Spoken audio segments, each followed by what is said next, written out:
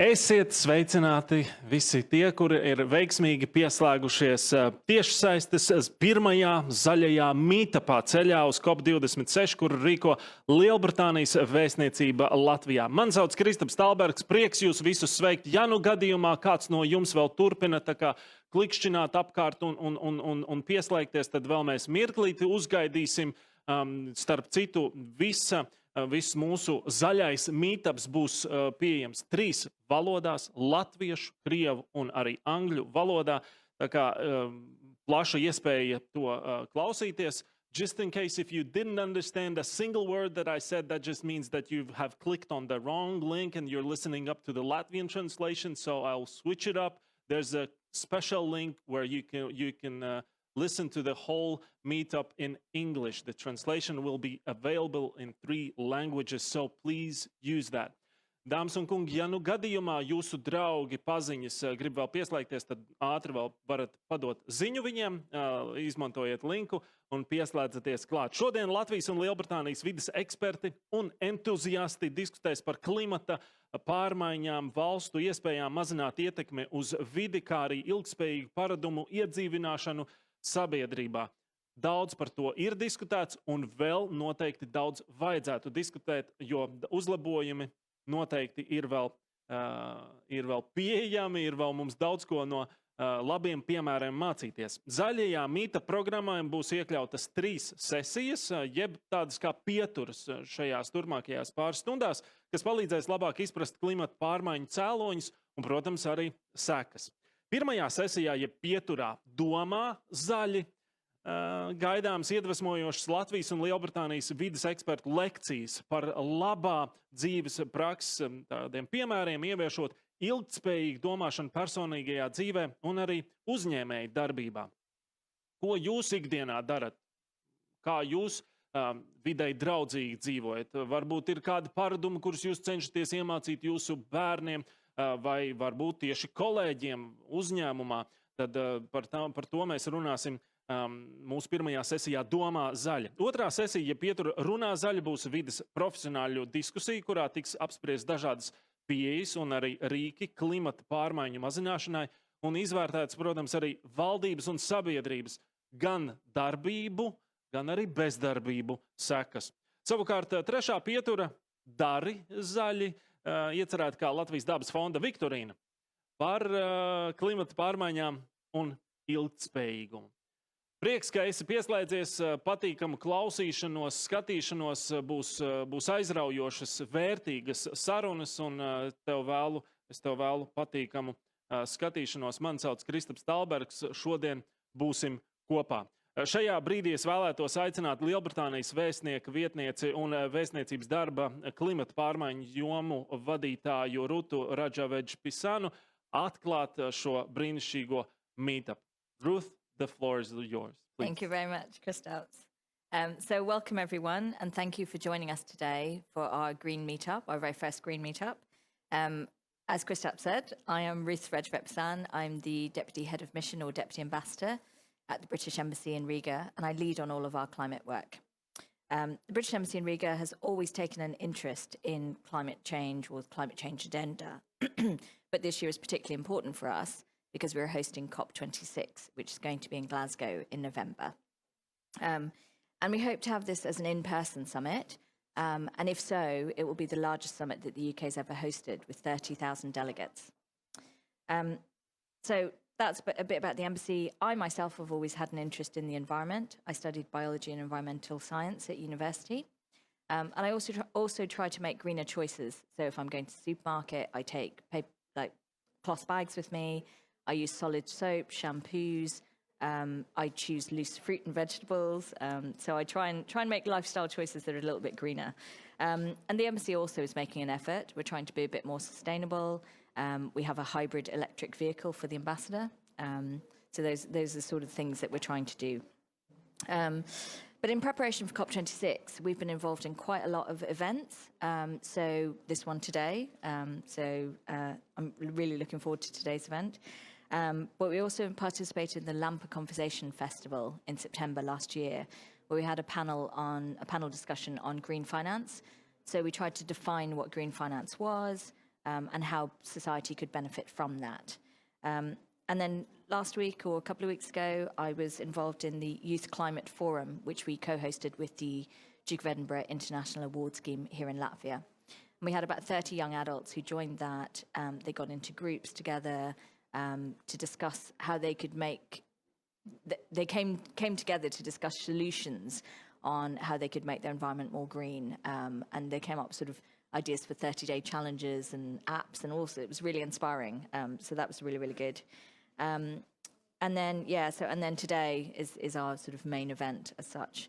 And the other things we've been doing in the embassy is we've shared with Latvia, and will continue to share, the UK's experience on the Climate Change Act, because Latvia is putting together their own climate law. We're also working with Latvia on a basic version of the 2050 energy and emissions calculator. And that calculator will provide an additional tool for the Latvian government and for stakeholders to ensure that Latvia meets its emissions targets. The UK has also set out a 10-point plan for a green industrial revolution. So this plan includes commitments on offshore wind, low-carbon hydrogen production, electric vehicles and nuclear.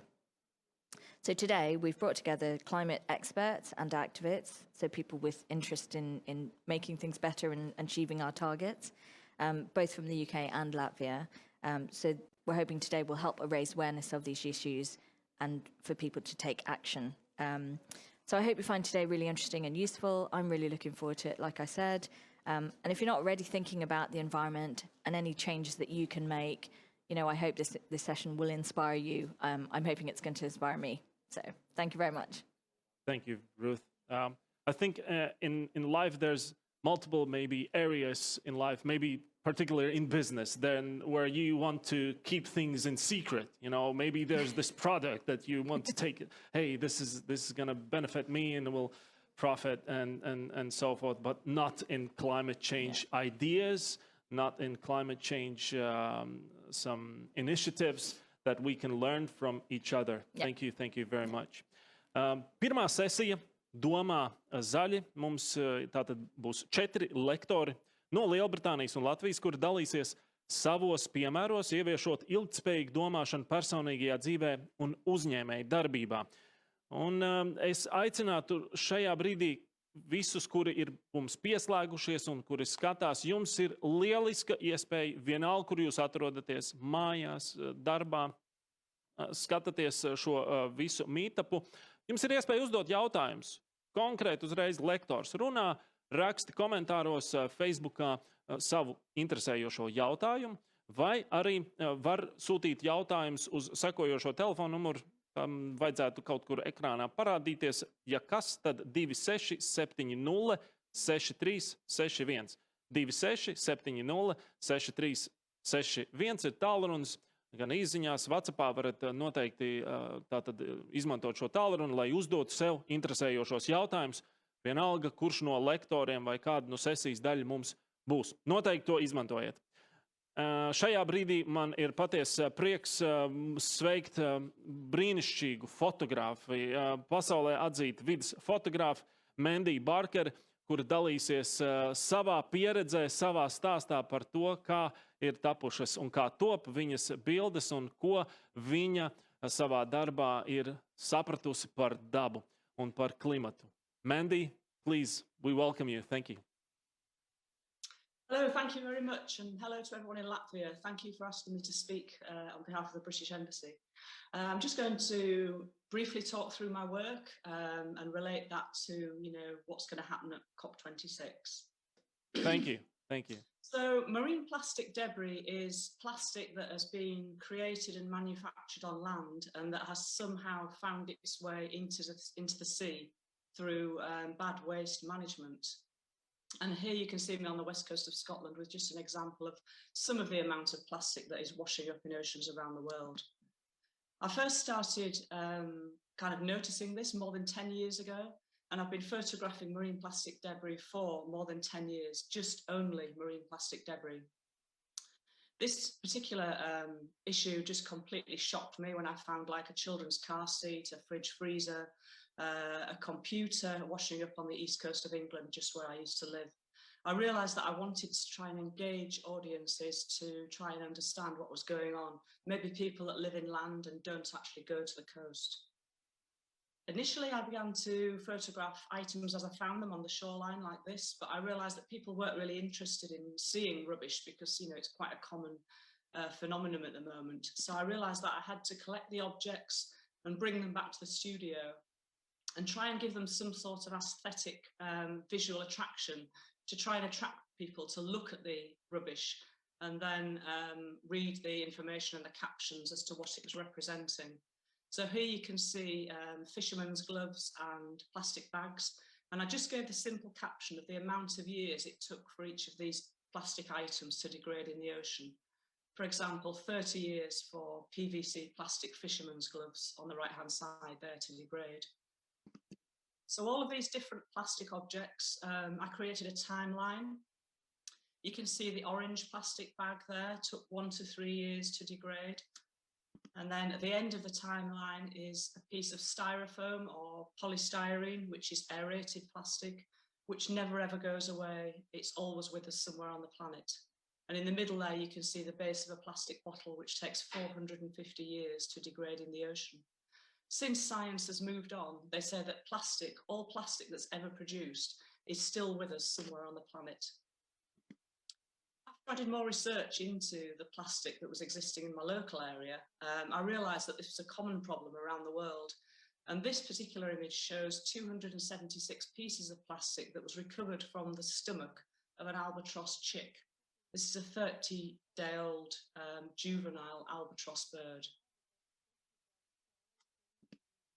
This image shows objects collected from several albatross juvenile chicks.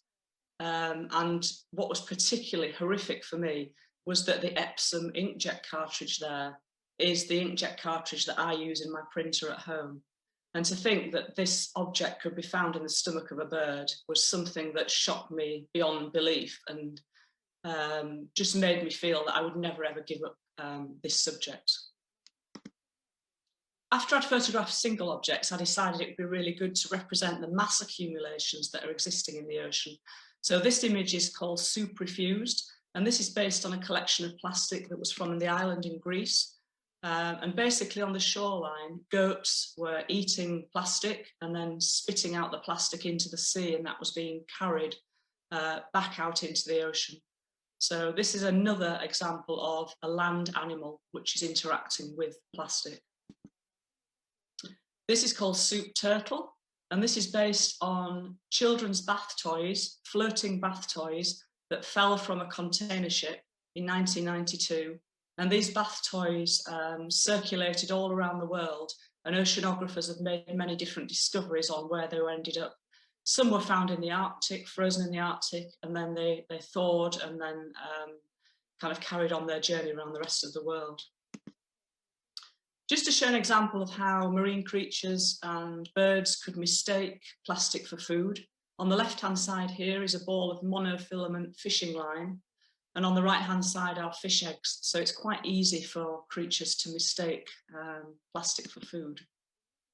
Using the monofilament fishing line, I created this image called Bird's Nest Soup, and this is based on a swarm of jellyfish, and just to show the amount of plastic that's floating in the oceans. This image is almost like a kind of a full stop. It's to represent the fact that 500 plus pieces of plastic were found in one albatross. So there's 500 and more pieces there that are in a compact arrangement, a bit similar to how probably the plastic would exist in the stomach of the bird.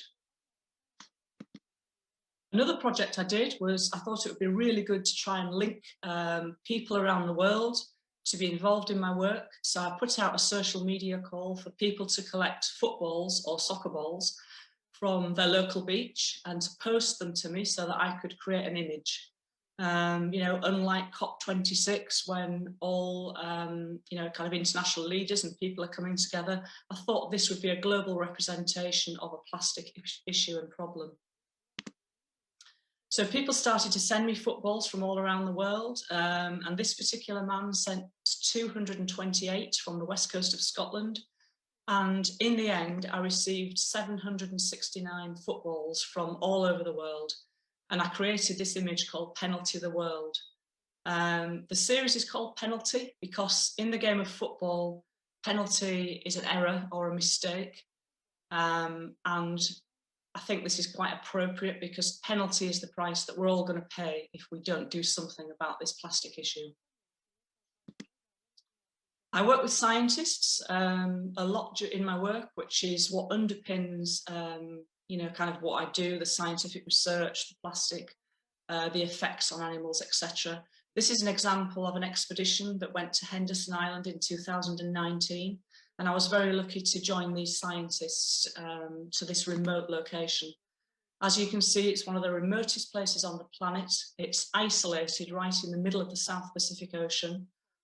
And unfortunately, in 2017, it was named one of the most plastic polluted beaches on the planet.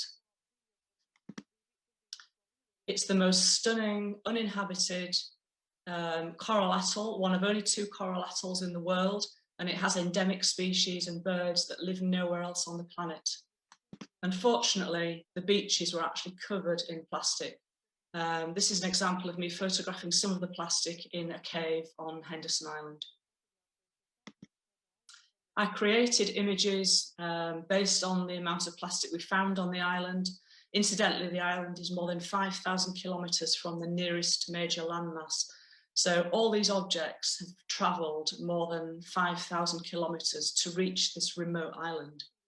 And we found 45 different logos and brands from companies that made plastic and from more than 25 different countries. So it's absolutely shocking to think that this plastic has travelled this distance to end up in this remote, pristine UNESCO World Heritage Site. This is a detail of some of the objects we found. As you can see, shampoo bottles, bleach bottles, packaging, and these marks are actually from sharks or fish or turtles that have actually bitten pieces out of the plastic. So my work is created as an intention to be attractive. This is what I aim to do so that people are drawn to the images and then they can read about the science, they can read about what I'm representing. And my work is published, it's been published in more than 50 different countries. This is an example of work published in National Geographic. Also, my work is exhibited around the world. This is an example of how it's possible to liaise with a community in Gexco in Spain. So my work isn't just seen in galleries because it's really important that people you know, can engage with it on a day-to-day basis, you know, whether they're going to work, whether they're going shopping. It's really important that people do get the message of, you know, the amount of plastic that's out in the ocean. And this is a really good way of doing it. This just shows the amount of coverage, really, of the plastic that I've collected from around the world. You know, I think it's safe to say that I'm not just collecting plastic on my local beach. This is been from expeditions in the oceans and from, you know, many different places around the world. So you might be asking, what can we do? Well, on a basic level, you know, you can refuse plastic. As Ruth mentioned earlier, you know, there's many different alternatives to plastic. But at the moment, the critical point we've come to is that recycling just isn't enough. I mean, the amount of bottles and things I found on Henderson Island, which were recyclable bottles, still shows that, you know, things are ending up there. What we really need to do is design out waste in the beginning. So we need to make products that don't ultimately end up as plastic waste, and then we have nothing to get rid of. So COP26 is our chance to engage with world leaders, climate experts, you know, heads of state from all around the world. It's a time to come together to talk about this and to put in, you know, international legislation to tackle this problem. And if you'd like to see any more about my work and what I do, then you can visit my website. Just to leave you with an example of quite often what my suitcase looks like when I go on holiday. You know, I just collect plastic from wherever I go, and this is a result of my return. So thank you for your attention. Thank you, Mandy. It's so powerful. Those pictures, your work, how you actually present them. That's so powerful. The question would be: have you? You mentioned the birds and the bird chicks and all the plastic that the scientists and ornithologists found in their stomach. As you mentioned, there was a printer cartridge, the same as you use. Yes, was that the most shocking or the most powerful message sent also to you and maybe people around you? Hey, listen, these chicks are eating the cartridges, so how come they get into the environment? So. Exactly, because as well as the cartridge in that picture, there were toothbrushes, cigarette lighters, golf balls, and nobody knows where they've come from. That could be the toothbrush that you used, that could be the cigarette lighter that you used, or the cartridge that's in your printer. Nobody really knows where they've come from, but there's a possibility that a plastic item that you've used could end up in the stomach of a bird. And yeah, you're right. I think that realization was I realized that it's just a subject and a critical climate issue that I just cannot turn away from. Mandy, could you close up the Zoom window that is opened up on your screen, please, or stop the window sharing as well? So, yes, and would you say that you mentioned that we need to design out the waste? Is the humanity waiting for also for science to make faster strides towards some better solution, because the plastic has gotten so deep into our daily lives that we cannot get rid of it? Yes, and lots of things are being done at the moment. There are lots of alternatives coming on board. It's just that the plastic issue is, somehow behind main climate change science.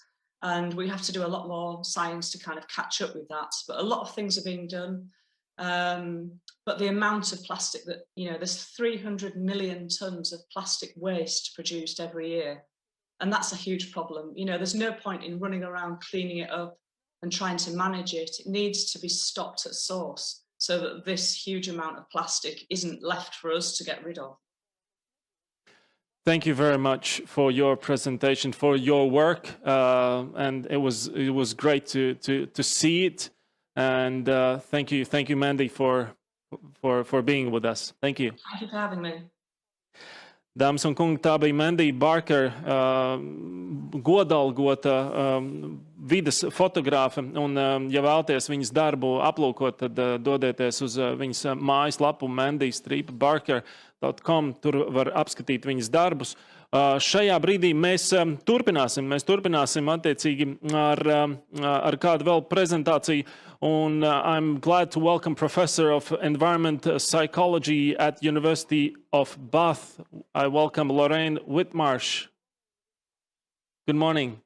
Good morning, and thank you for the invitation. It's really good to be with you this morning. I'll just share my screen. I've got a few slides. Hopefully you can see that okay. Yes, we see it. Thank you. Great. Yeah, I just want to talk about really why, but also how we should act on climate change and really the importance of changing our own behaviour. Of course, we've seen from the IPCC reports, the scientific assessments, that climate change is really an urgent issue that we need to act on as soon as possible if we're to avoid the sorts of very dramatic impacts that we've already started to see, for example, the Australian bushfires, floods and other extreme weather events, disruption to food supplies, impacts in terms of migration of people, spread of disease and so on. So that the range of impacts is very wide-ranging. So we're going to be increasingly impacted by climate change. But also, climate change is not only a scientific issue, we have learned about it through science, but it is also an ethical and moral issue. The reason we can say this is because actually we know that the people that are going to be most affected by climate change are generally the people that have the least in society, that they are the poorest and most vulnerable. They're the least able to cope with and adapt to the impacts of climate change. And yet, those are exactly the people that have not actually caused climate change to the extent that more wealthy countries and individuals have. So income tends to be a very strong predictor of our carbon footprint. So the people who are impacted the most by climate change are the least to blame. Another ethical aspect is what's also called intergenerational justice. So this is particularly thinking about young people and how actually, because the worst impacts are going to be in the future, that will be the world that young people inherit. And yet young people, of course, are not necessarily able to participate in decision making as fully as adults. So they can't vote, for example, and yet they will experience the worst impacts in the future. So of course, young people are particularly concerned, particularly worried. And so we do need to think about the intergenerational, the kind of future generations aspect of the issue as well.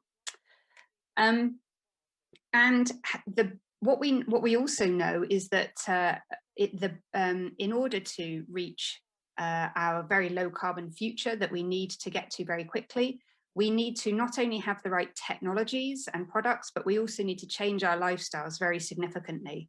So this figure here comes from a very recent report from the UK Committee on Climate Change, their 6th carbon budget report, where they calculated the contribution that can come from different sorts of measures to reach net zero emissions, so zero emissions. And you can see that while about 40% is technological change on its own, the rest of the changes required are at least to some extent behavioral and social change. So they require us to do different things in our day-to-day lives. What specifically are we talking about? Well, the sorts of behaviors that we need to change include changing our diets. So we need to eat more plant-based foods. We need to eat specifically less red meat and dairy. That has the highest carbon impact. We also need to waste less food. So we know that emissions from food waste are amongst the most powerful greenhouse gases. So cutting our food waste by planning meals and using leftovers, for example, is another good thing we can do. Mobility, so transport, particularly car travel and flying, is a very significant part of our carbon footprint. So the more we can walk and cycle, use public transport, the lower our carbon footprint will tend to be. And we can also replace journeys in some cases by doing things virtually like this. So we haven't had to emit any carbon to travel across Europe to be together. Other things that we can do include reducing the amount of new things that we buy, our material consumption. And so we can share things, we can reuse things, buy secondhand things, and so on, recycle as well, as we just heard. And we can use less energy in the home to heat and cool our buildings. So there's lots of things that we can do. These percentages, by the way, are roughly the amount that these different activities contribute to our carbon footprint. So you can see food and mobility alone makes up about half of our carbon footprint. But another argument for why we should change our behaviour is not only that by changing these things that I've just mentioned, we can cut our carbon footprint and help tackle climate change, but also because actually it can make us happier. So we know, for example, that while it is important to have a certain level of income to meet our basic needs, we need enough money to have a house and enough food, etc., and enough money to clothe ourselves. Actually, once you get to a certain level of income, people's happiness tends to kind of level off. So it's not the case that very rich people are much happier than people with moderate levels of income.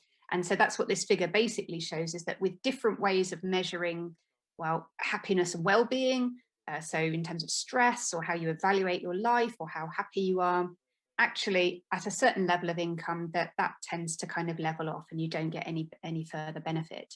And that's because material consumption, so buying lots of stuff and having a big house and traveling around the world, etc., doesn't really satisfy our psychological needs, our basic human needs, which are for being competent, so being good at something, feeling like you've achieved something, autonomy, so having some sense of kind of freedom and ability to make decisions for yourself, and relatedness. So in other words, having a kind of social support network, having friends and family that you can rely on and being part of a community.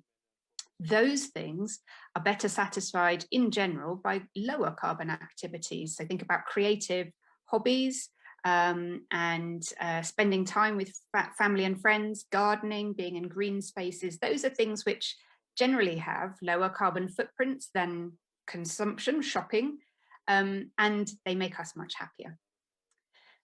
But in other ways, actually, the sorts of changes that I've mentioned will also improve our lives. So I've mentioned eating more fruit and veg, eating less red meat, walking and cycling more. Those are things which will significantly improve our health, as well as cutting our carbon footprint significantly. And other things we can do, like saving energy in the home, that can often reduce our energy bills. So there will be a financial benefit.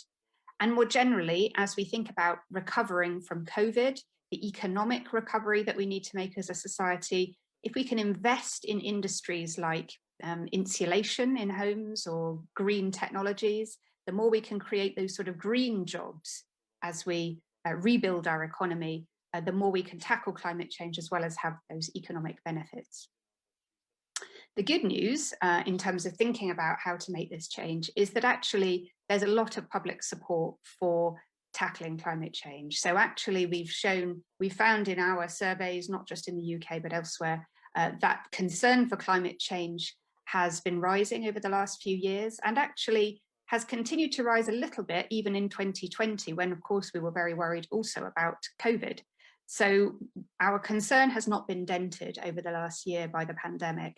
And actually we see most people are also supportive of a green recovery from COVID. So they want to address climate change at the same time as addressing the need for economic recovery.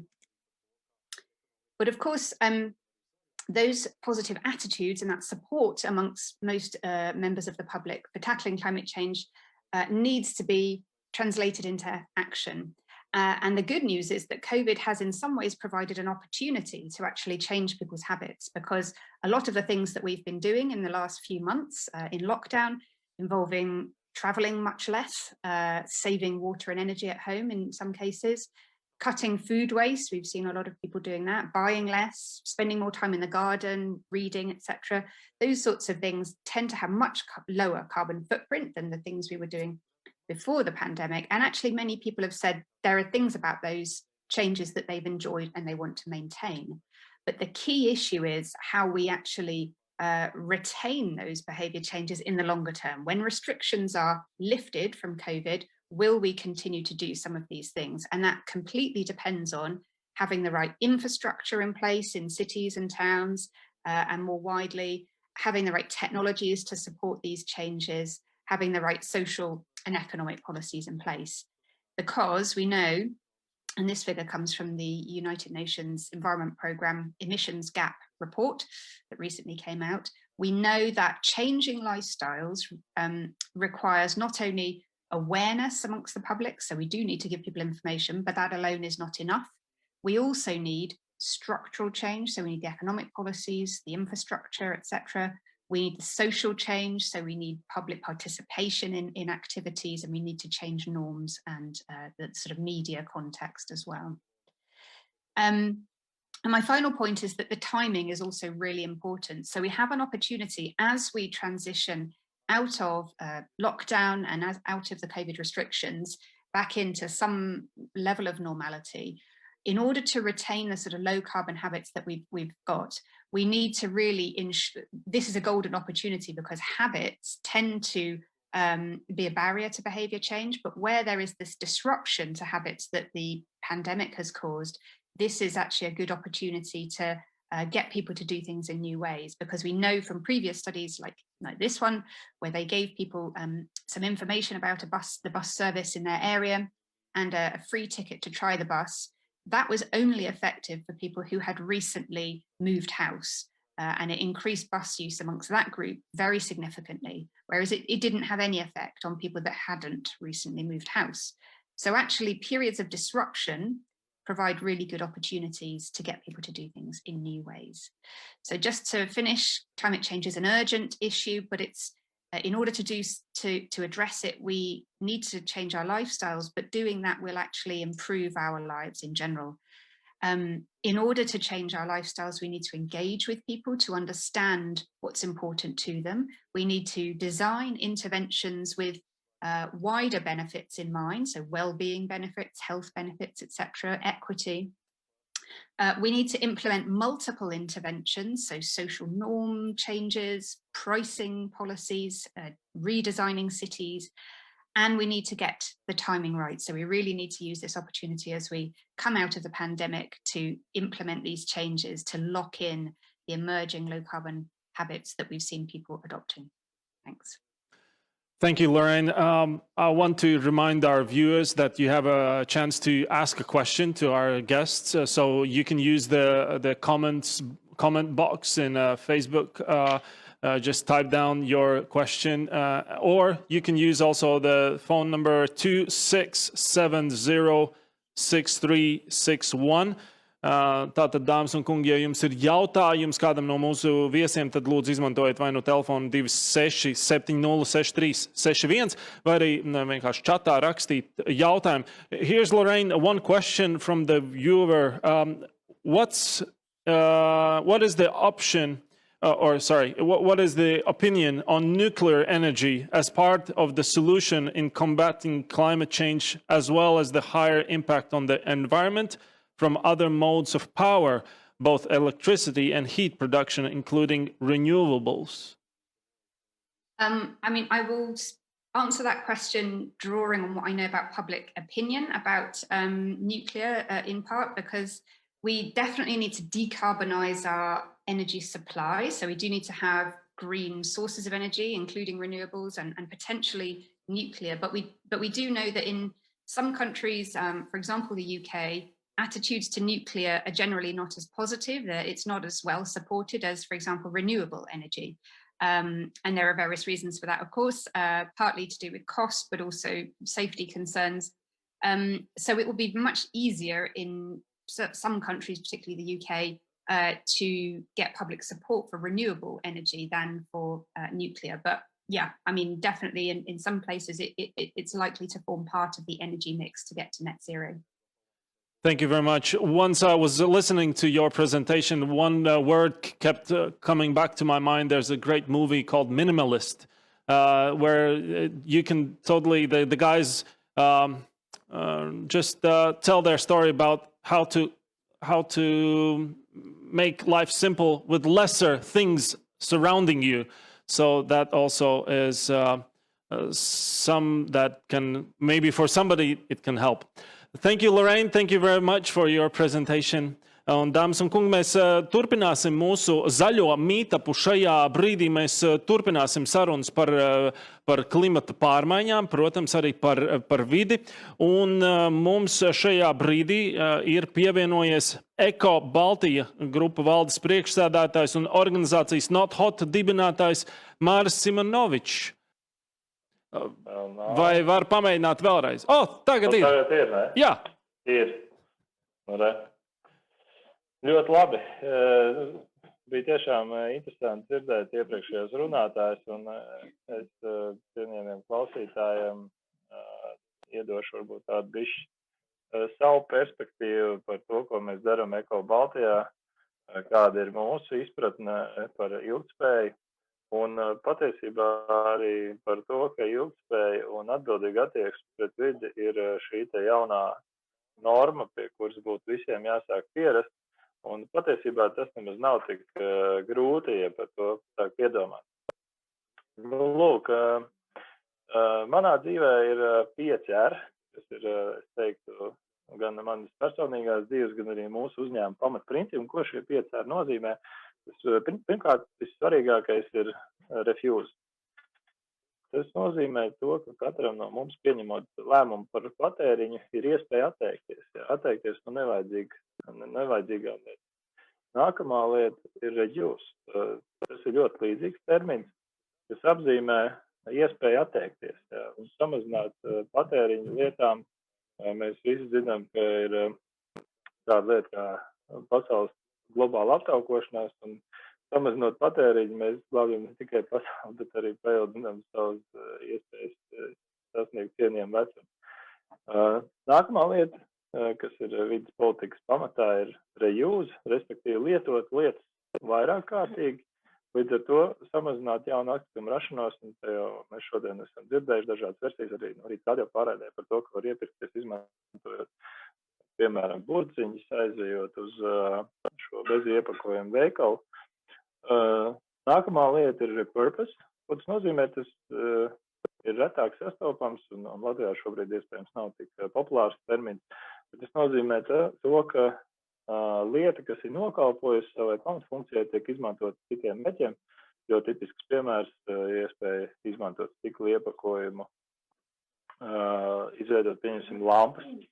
Un beigās mēs nonākam pie recycle, kas ir Eko Baltijas biznesa pamatā, ir iepakojuma un daudz citu lietu savākšana, šķirošana un pārstrāde, tādējādi atgriežot šīs lietas atpakaļ to apritē un ražojot atkal jaunus iepakojumus vai jaunus.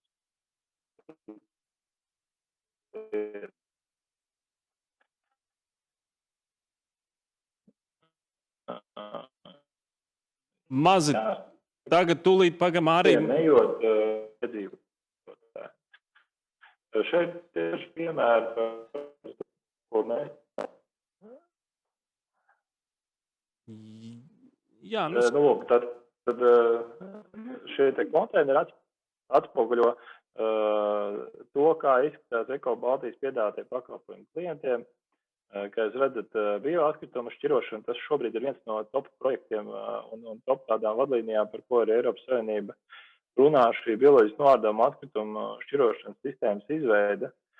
Latvijā viņi faktiski šobrīd ir iesākusies, un tas ir ļoti svarīgs aspekts klimata šī saglabāšanai un dažādu enerģijas resursu aizstāšanai ar biogāzi, jo to var iegūt no bioloģisku atkritumu pārstrādāšanas. Ar iepakojumu mēs esam strādājuši jau gadiem, un klimata pārmaiņu pamatā, protams, redzējām ļoti daudz mikroplasmas stāvdi, ja. Tāpat šis piesārņojums no polimēriem, kas šobrīd ir apkārtējā vidē, viņi ir iespējams samazināt mums visiem šķirojot atkritumus. Un kaut vai piemēram pēc, ja viņas nevar pārstrādāt, nogādāt uz enerģijas atgūšanas iekārtām, līdz ar to aizstājot fosīlos enerģijas avotus ar šiem te derived fuels, kas ir no atkritumiem atvesinātās degvielas. Tad, protams, elektronikas pārstrāde, ja, kā zināt, elektronika tehnoloģijas mūsdienās ļoti attīstās. Tas ir arī vidas aizsardzības kontekstā ļoti svarīgs aspekts, nolietot elektropreču savākšanu un pārstrādi. Tāpat tās riepas, kas ir pēdējos gados arvien pieaugošāka problēma, jo pat riepa kļūst arvien sintētiskāk, to ir grūtāk pārstrādāt, un Latvija šajā te salīdzinoši pagaidām ir bērnu autiņos. Bet jāsaka tā, lietas notiek uz pozitīvo. Mēs esam arī izveidojuši jaunu riepu pārstrādes rūpnīcu Latvijā, līdz ar to vismaz Latvijas iedzīvotājiem šobrīd ir iespēja nodot riepas, kuras tiek pārstrādāts, un šis te pārstrādes gala produkts tiek izmantots, piemēram, bērnu sporta laukuma iekārtošanā, sintētisko futbola laukuma iekārtošanā un arī enerģijas atgūšanā. Tā kā šie ir vienkārši daži piemēri par to, kā atkritumiem, kuriem vēsturiski iespējams nebija nekāda nozīme, ir šobrīd iespēja dot otru dzīvi un nodrošināt viņu atgriešanu atpakaļ ekonomiskajā apritē. Lūk, runājot par to, kas mums stāv priekšā, skaidrs, ka Eiropas Savienība ļoti rūpējās par aprits ekonomiku, par jaunām šīm te atkritumu šķirošanas metodēm, jauniem pārstrādes mērķiem.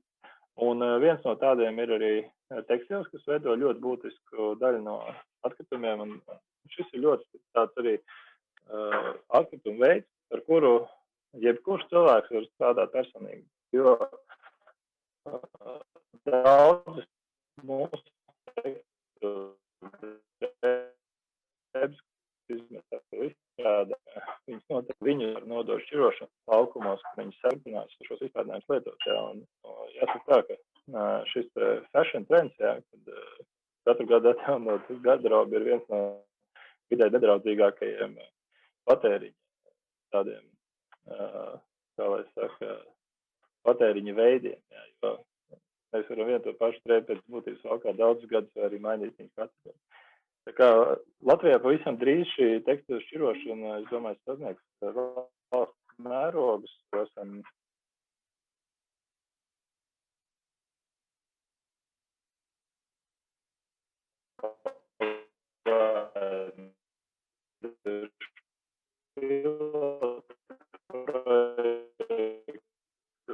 strādājuši tekstilu viennozīmīgi gatavi no ievies Latvijā visam sistēmu, kas būs pieejama Latvijas. Lūk, arī neliels tam, ko Eko Baltija dara ikdienā, plasmas sakrumiem, ko mēs savam iegūst šīs te otrais izēvielas, kuras tiek izmantotas tieši šo pašu izstrādājumu ražot. Tā ir tikai katra individuāla atbilde vai atgriezienā, vai vienkārši izmest viņu ārā parastajā sadzīves konteinerā. Un, ja es teiktu, katram cilvēkam dienā ir jāuzdod šis jautājums sev, vai savu slinkumu ietvaros, vai savu vērtību ietvaros, mūsu individuālā rīcība ir ilgspējīga, un vai mēs darām visu iespējamo, lai nākamajām paudzēm ļautu redzēt pasauli tādu, kādu mēs esam pieraduši redzēt to paši. Nu, lūk, vēl viena tāda ļoti svarīga lieta arī, ar ko es nodarbojos ikdienā, tās ir CO2 emisijas. Un mēs, teiksim tā, jākatums mēs redzam, un tie nepatīkami, tad, diemžēl, CO2 emisijas mēs ar aci neredzam.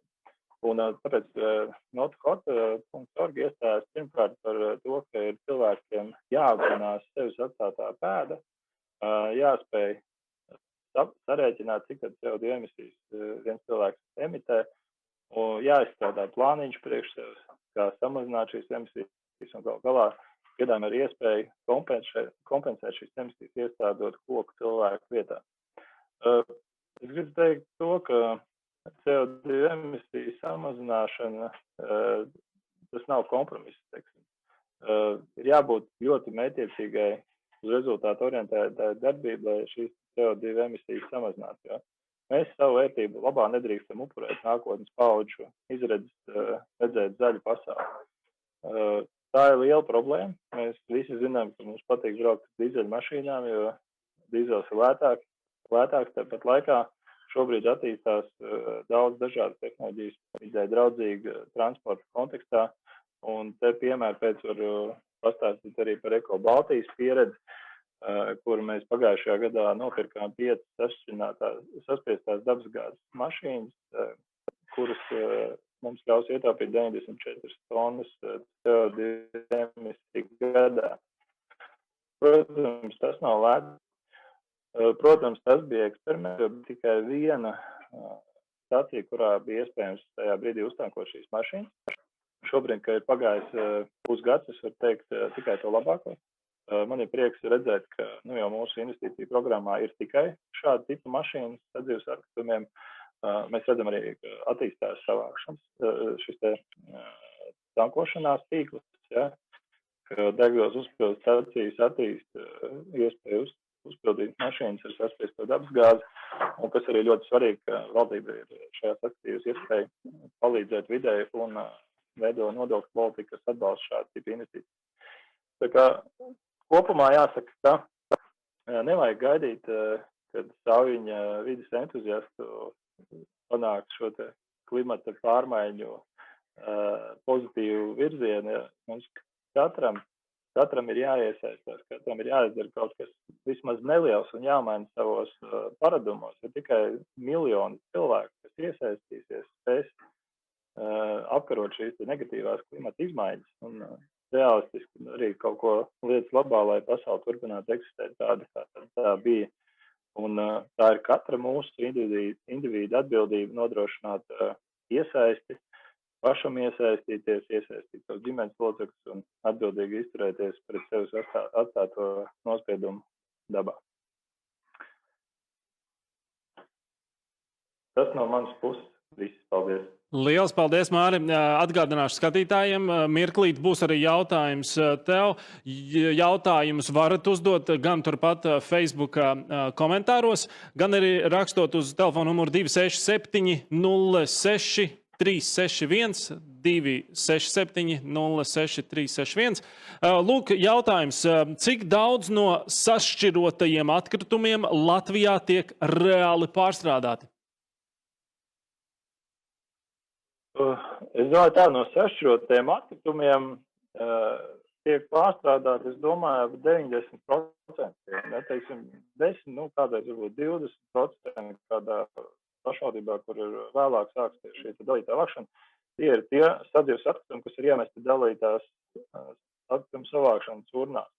Un tad, attiecīgi, šķirošanas procesā viņi tiek izņemti ārā no šīm otrreizējām izēvielām, nogādāts poligonu, savukārt viss, kas ir pārstrādājums materiāls, tiek tālāk nogādāts uz pārstrādi. Tad plasmas papīra skārdi, ko met šķirojamos konteineros, ja? Jā, tas, ko Latvijā mēs paši pārstrādājam, šobrīd tie ir polimēri. Eko Baltijai pieder vairāk lielas rūpnīcas,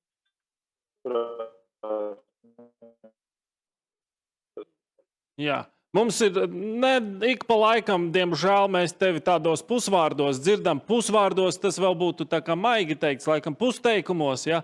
Bet es domāju, mēs varētu šo atrisināt sekojoši, ka mēs varētu lūgt sazināsimies ar Māri attiecīgi aizkadrā un kādu no atbildēm noteikti varētu vēl ierakstīt vienkārši komentārā apakšā, kas skaidri un gaiši tad būtu saprotams. Lielas paldies, Māri, par tavu prezentāciju, par darbu, ko dara Eko Baltijā. Dāmas un kungi, Eko Baltija grupas valdes priekšsēdētājs un organizācijas Nothot dibinātājs Māris Simenovičs. Liels paldies! Mēs dodamies tālāk un mums šajā brīdī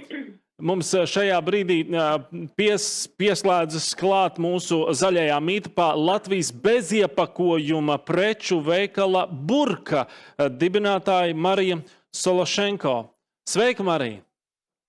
Labrīt! Hei! Es jūtos ļoti pagodināta, ka uzaicinājāt man piedalīties šajā pasākumā, un man bija ļoti interesanti klausīties iepriekšējās prezentācijas. Mēs esam gatavi klausīties tavu prezentāciju tagad. Labi, es sāku.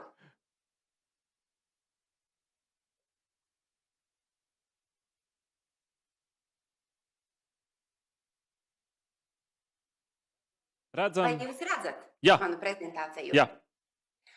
Ļoti jauki. Šodien tad es stāstīšu. Mani sauc Marija Sološenko.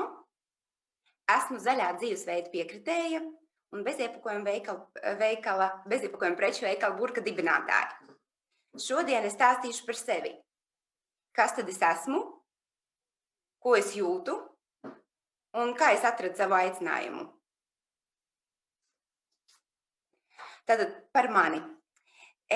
Viena no manām šī brīža svarīgākajām lomām ir mātes loma. Es esmu māte brīnišķīgai 3 gadus vecai meitiņai, kas ir ļoti zinātkāra un izsaka pārsteidzošus komentārus. Es esmu māte saviem vecākiem. Es esmu meita saviem vecākiem. Māte man vienmēr ir bijusi ļoti taupīga. Atceros, ka jaunībā mums bija ierīkota kladīte, kur mēs pierakstījām visu naudiņu, ko vecāki saņēma algā, un visus mūsu pirkumus, visus čekus mēs fiksējām un sekojām līdzi, lai mēs varētu izvilkt ar to naudiņu līdz nākamajam mēnesim. Jāsaka, tas man laikam ir iemācījis sākt rēķināt, skaitīt līdzi. Mans tēvs savukārt arī ir ļoti taupīgs. Viņš nekad neko nav gribējis mest ārā, jo kaut kad var noderēt. Un jāatzīst, ka viņš vēl joprojām mazgā plastmasas maisiņus. Es esmu bilingvāla. Mana māte ir latvieta, mans tēvs savukārt ir krievalodīgais. Jāatzīst, ka es nemaz īsti brīžiem nezinu, kurā valodā es domāju. Vai latviešu vai krievu. Man liekas, man tādā ziņā ir pateicies. Man patīk valodas. Savā dzīvē esmu mācījusies diezgan daudz valodu. Piemēram, angļu valodu, vācu valodu, itāļu valodu, spāņu valodu, arī franču valodu. Man šķiet, ka cilvēks, kurš zina jo vairāk valodu tu zini, jo interesantāku dzīvi tu vari dzīvot. Tu ne tikai mācies saziņu ar cilvēkiem, bet tu mācies, tu uzzini ļoti daudz ko par to valsti, tās kultūru, vēsturi, mentalitāti. Tu sāc saprast tos cilvēkus savādāk. Man ļoti patīk ceļot. Man ir paveicies, esmu diezgan daudz kur bijusi. No tādiem spilgtākiem piemēriem varbūt es varētu minēt Indiju, Ķīnu, Arābu Emirātus. Jā, tas man viss ir ļoti iespaidojis un daudz ko iemācījis. Un es sev uzskatu par cilvēku ciparu. Vienmēr skaitu līdz, un, lai es pieņemtu lēmumus, man ir jāredz cipari, lai es arī viedokli savu noformulētu, man ir jāredz cipari, lai tas lēmums varētu būt objektīvs, nevis kaut kādās manās subjektīvās sajūtās balstīts. Tās par manu lomu. Ko es jūtu? Pusauģi gadi man bija ļoti smagi. Es meklēju dzīves jēgu. Es nevarēju saprast, kāpēc, priekš kam mēs esam uz šīs pasaules, un tas man ļoti nomāca. Es esmu mācījusies vairākās augstskolās.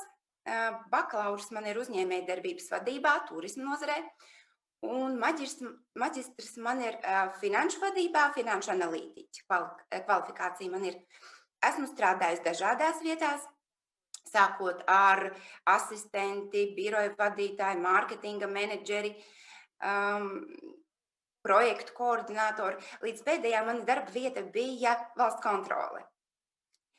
Tad, kad es stājos tajā darbā, daži man draugi teica, Marija, tu tāda aktīva, tev ir vajadzīgs dinamisks darbs, valsts iestāde, adīt zeķes, tev taču nepatiks tur. Pārsteidzoši, bet valsts kontrole ir viena fantastiska iestāde, kur man bija tas gods strādāt. Man bija ļoti žēl, ka man bija jāiet prom, jo es nevarēju savienot ar šī brīža darbiņiem. Man ļoti patika, ka tā iestāde ir ļoti, ļoti tendēta uz attīstību. Tas tā man, ļoti tiešām patika. Pagrieziena punkts manā dzīvē. Manās mājās mūsu dzīvē ienāca bērniņš. Un es veicu produktu pasūtīšanu uz mājām. Man atveda 4 lielus maisus, pilnus ar pārtikas produktiem. Kad es pārkrāmēju šo maisu saturu savās burciņās un trauciņos, man palika pilna miskaste ar atkritumiem, ar iepakojumu. Un man attausa atmiņā skati, ko es biju redzējusi iepriekš. Es sāku domāt par to, ko es daru, cik daudz atkritumu es pati saražoju ar vienu vienīgu iepirkšanos reizi. Man bija tāda iespēja, es biju laimīga pavadīt mēnesi brīnišķīgajā valstī Indijā. Es uzzināju ļoti daudz par viņu vēsturi, kultūru, bet tas, ko es diemžēl tur redzēju, bija milzīgi atkritumu kalnu ceļu malā. Pa tiem atkritumu kalniem dzīvojās suņi, govis, bērni. Tas mani šokēja, jāatzīst. Un bija tā, ka brīžiem, lai paelpotu, priekšā mutē bija jāliek lakats. Nebija savādāk vienkārši iespējams paelpot, savādāk vienkārši tur īsties. Un es biju ļoti laimīga, kad es atgriezos Latvijā. Jo īstenībā ikdienā jau mēs nenovērtējam, cik zaļā, skaistā un tīrā valstī mēs dzīvojam. Tā es sāku domāt par to, ka šis pieaugušais atkritumu daudzums ir liela problēma. Tas ir mūsu mantojums, ko mēs atstājam mūsu bērniem, kas nepie kā nav vainīgi. Lūk, tātad pieaugušais atkritumu daudzums veicina klimata pārmaiņas, piesārņo gaisu, augsni, ūdeni, ietekmē ekosistēmas sugas, ietekmē cilvēka veselību. Tātad arī mūsu bērnu veselību.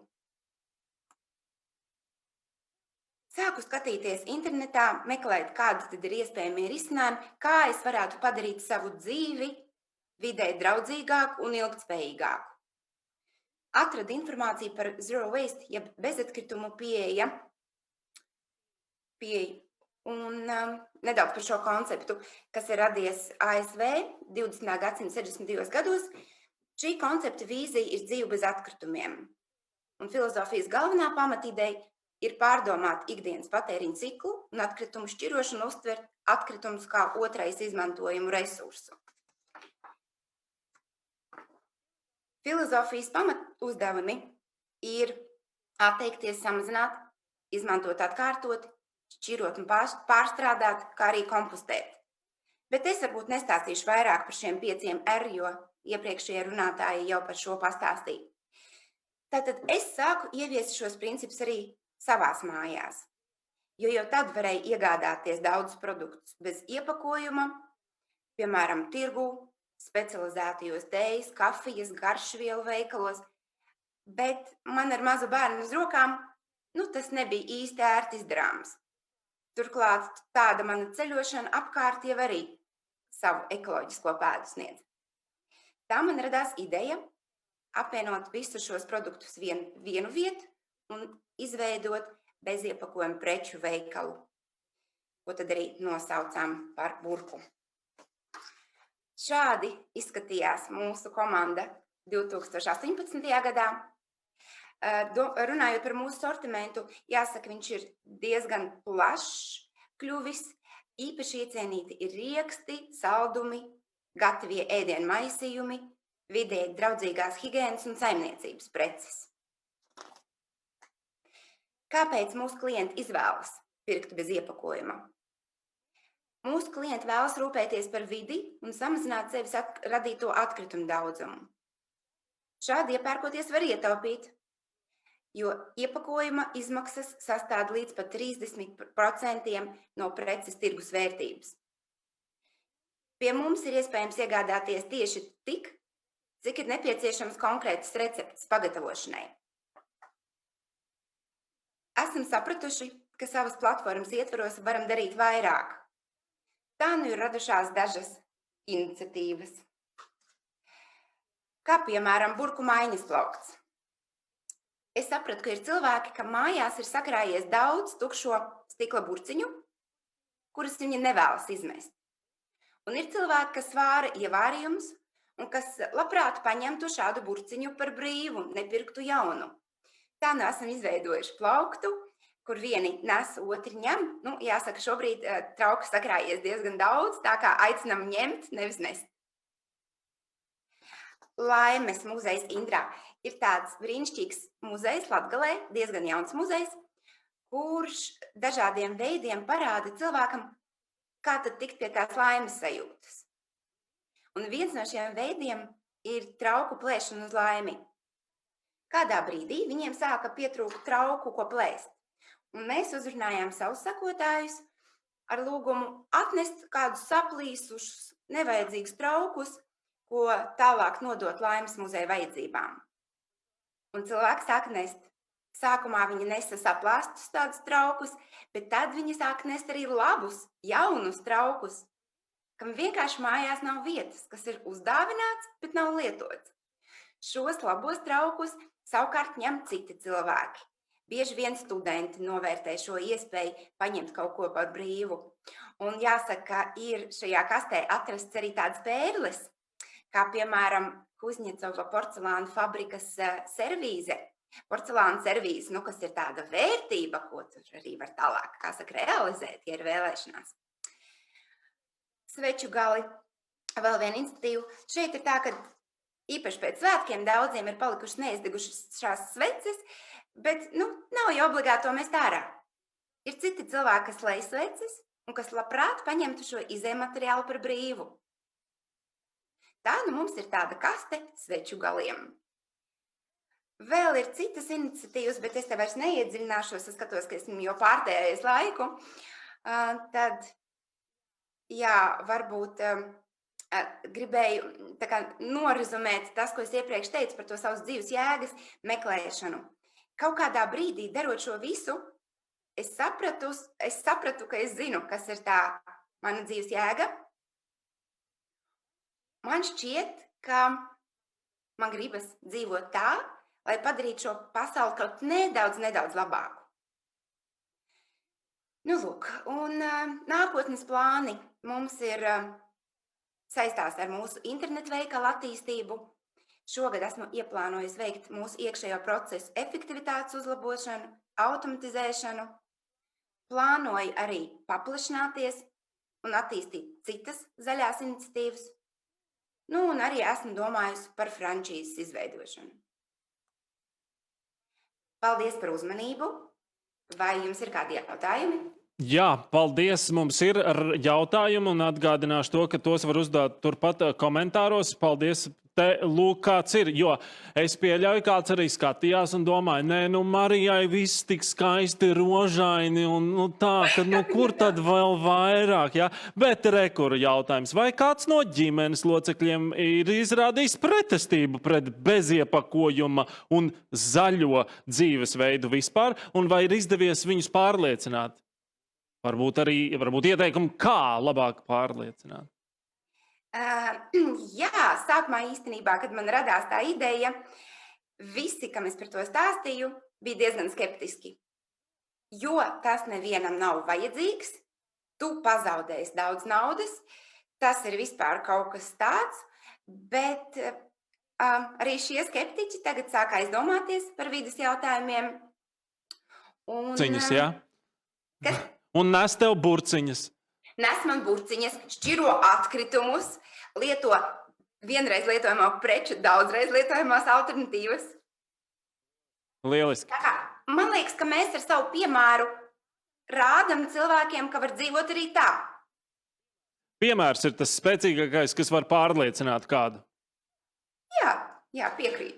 Vēl kāds jautājums, kā ir ar atkritumu un kā atkritumi saistīti ar klimata pārmaiņām? Nu, jāsaka, es neesmu zinātnieks. Es tiešām neesmu. Es tā baigi, man būtu grūti. Es esmu pētījusi, es esmu skolā mēs visi esam mācījušies siltumnīcas efektu un tā, bet tas jautājums nav īsti man. Es negribu kaut ko pateikt, ko es neesmu 100% pārliecināta. Liels paldies, es saku Marijai Sološenko, pirmā Latvijas beziepakojuma preču veikala Burka dibinātāja. Brīnišķīgi, paldies par tavu darbu, ko tu dari. Vēlu veiksmi, protams, arī turpmāk. Paldies, ka pievienojies mūsu zaļajā mītapā. Dāmas un kungi, skatītāji, kuri šobrīd mūs skatās, mums būs tagad 5 minūšu neliels pārtraukums, bet tūlīt pat mēs turpināsim ar otro sesiju, kas būs jau kā paneļa diskusija. Un paneļa diskusijā mēs runāsim, protams, par klimata pārmaiņām. Būs gan pieredzes stāsti gan no Lielbritānijas, gan arī no Latvijas. Tiekamies pēc 5 minūtēm.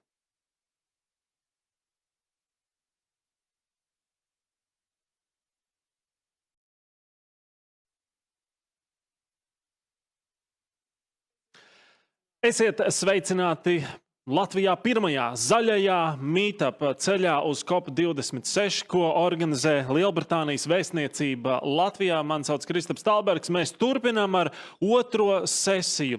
Šajā brīdī varējāt 5 minūtes iztaipīt kājas, varbūt sagatavot kaut ko gardu, kādu dzērienu, jo mums priekšā ļoti aizraujoša paneļa diskusija. Un ņemiet vērā to, ka jums ir pieejami arī vairāki linki. Tas ir attiecīgi šī pati pārraide tikai 3 dažādās valodās - latviešu, krievu un angļu valodā, un izvēlieties noteikti attiecīgi. Tā kā mūsu paneļa dalībnieki ir arī no ārvalstīm, tad mūsu paneļa diskusija kopumā būs angļu valodā, tāpēc iespējams pēc brīža, ja nu kādam tas būtu nepieciešams, varat pārslēgties uz tulkojumu, kādu jums tas būtu nepieciešams. I welcome to the second session of the first Green Online Meetup destination COP26, which is called Speak Green. It is not only about speaking, but of course about the real actions. The UK and Latvia has the target to reach climate neutrality by 2050. How far are the countries with their targets? What has been done and how to succeed? Answers will be given by our invited experts, and I welcome the head of Fossil Energy and Waste Management Work Group, Dace Cirule. Hello. Hello, nice to meet you all. We welcome also Head of EU Climate Policy, representing Department for Business, Energy and Industrial Strategy, James Eriksson. we welcome James. He is with us. Yes. Yes, he's been added to our lovely conversation. James, we see you, and just in a moment, we'll probably gonna hear you as well. This is the new reality that we all have to face, like a common, nice chat, each from spots that we are from and the locations. Technicians are doing all the best. And do we hear James? James, do you hear us?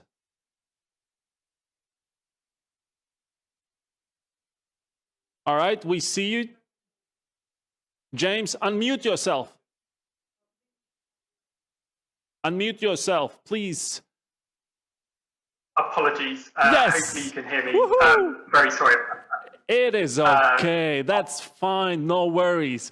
And we'll continue to introduce our guests. So we have Rafael Vallet, Manager of Sustainable Finance, Green Investment Group. Yes. Hi. Hey, lovely. To be here. Lovely to hear you, see you, wonderful. And last but not least, Chairman of the Board of the Association Zaļā Brīvība, Jānis Brīsga. Jānis with us, the last one in our panel group discussion. Yes. Yes. Hello. Wonderful. Hello, everyone. Great to see you guys, and so I also want to invite you all, our panel members, to ask questions if you have, or comment on each other topics or each other comments. So feel free to pitch in your thoughts on different topics that we're going to address right now. So the UK has a multiple activities ongoing to achieve climate neutrality. The climate law is one of them. I want to ask James, how is the climate law working?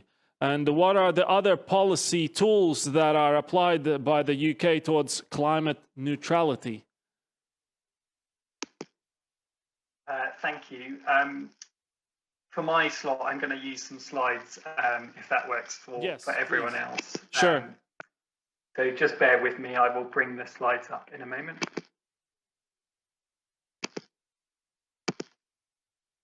Yes, it's working. So I'm hoping that switch to full screen. Yeah, it's all good.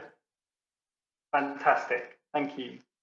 So in my slot today, I just want to talk a little bit about the Climate Change Act itself, the progress that we've sort of made, 13 years on from its introduction, talk about some of the challenges that lie ahead, and conclude with some kind of reflections, which I hope will kind of be useful for other countries, including Latvia, in terms of kind of more generalizable things about what's worked and perhaps where the challenges are.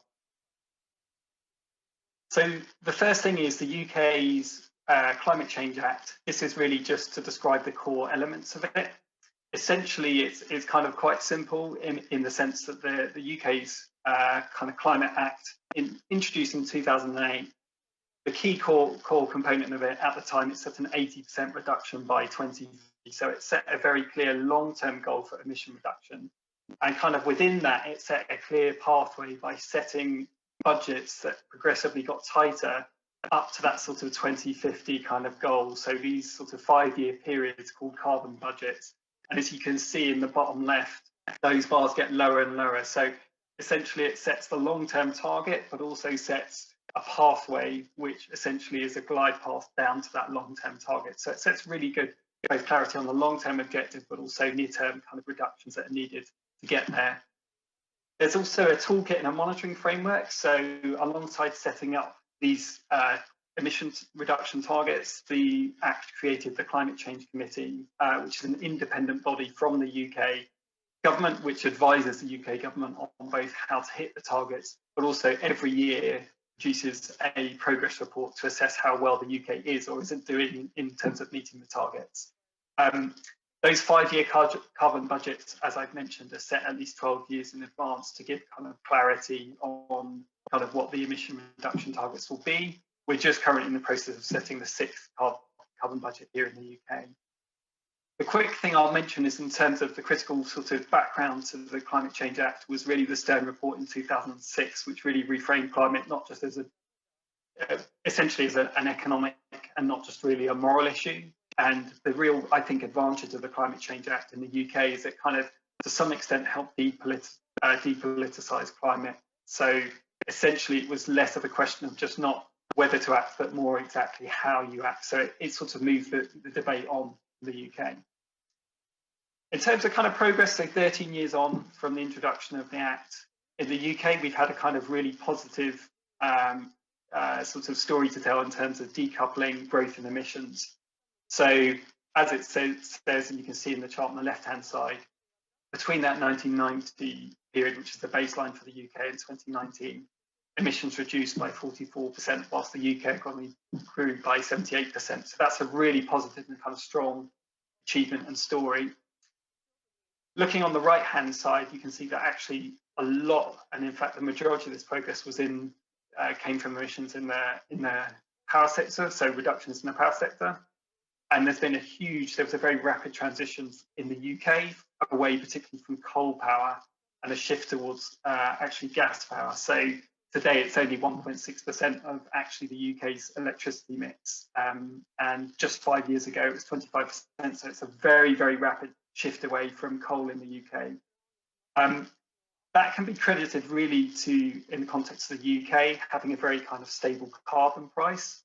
So the UK introduced a carbon price floor alongside being a participant in the EU ETS. So that provided, if you like, a clear price on carbon, which facilitated the shift from essentially put a more price on dirty forms of pollution such as coal and sort of hastened that shift to gas. And alongside that, the UK has been one of the sort of pioneers and sort of pushing forward the development of offshore wind. So we introduced a sort of framework to if you like, commission offshore renewable energy, and that framework has driven down costs extremely quickly. So we started out at about £140 per megawatt hour, and we're now down to about £40 per megawatt hour. And so that, if you like, system of auctions has been really successful in making wind power much cheaper in the UK. So that's facilitated the decarbonisation of the UK power system. So the big picture for the UK is very positive so far, but as this quote from the Chris Stark, who's the Chief Executive of the UK Climate Change Committee, sort of points out, it's served us very well so far, but particularly as we go forward and when we think about net zero emissions, it's going to be tested in a way that hasn't really been tested so far. And I just mentioned, I'm not going to go through any of these in detail, but just as an example, in the UK, we have currently gas boilers in most homes and buildings.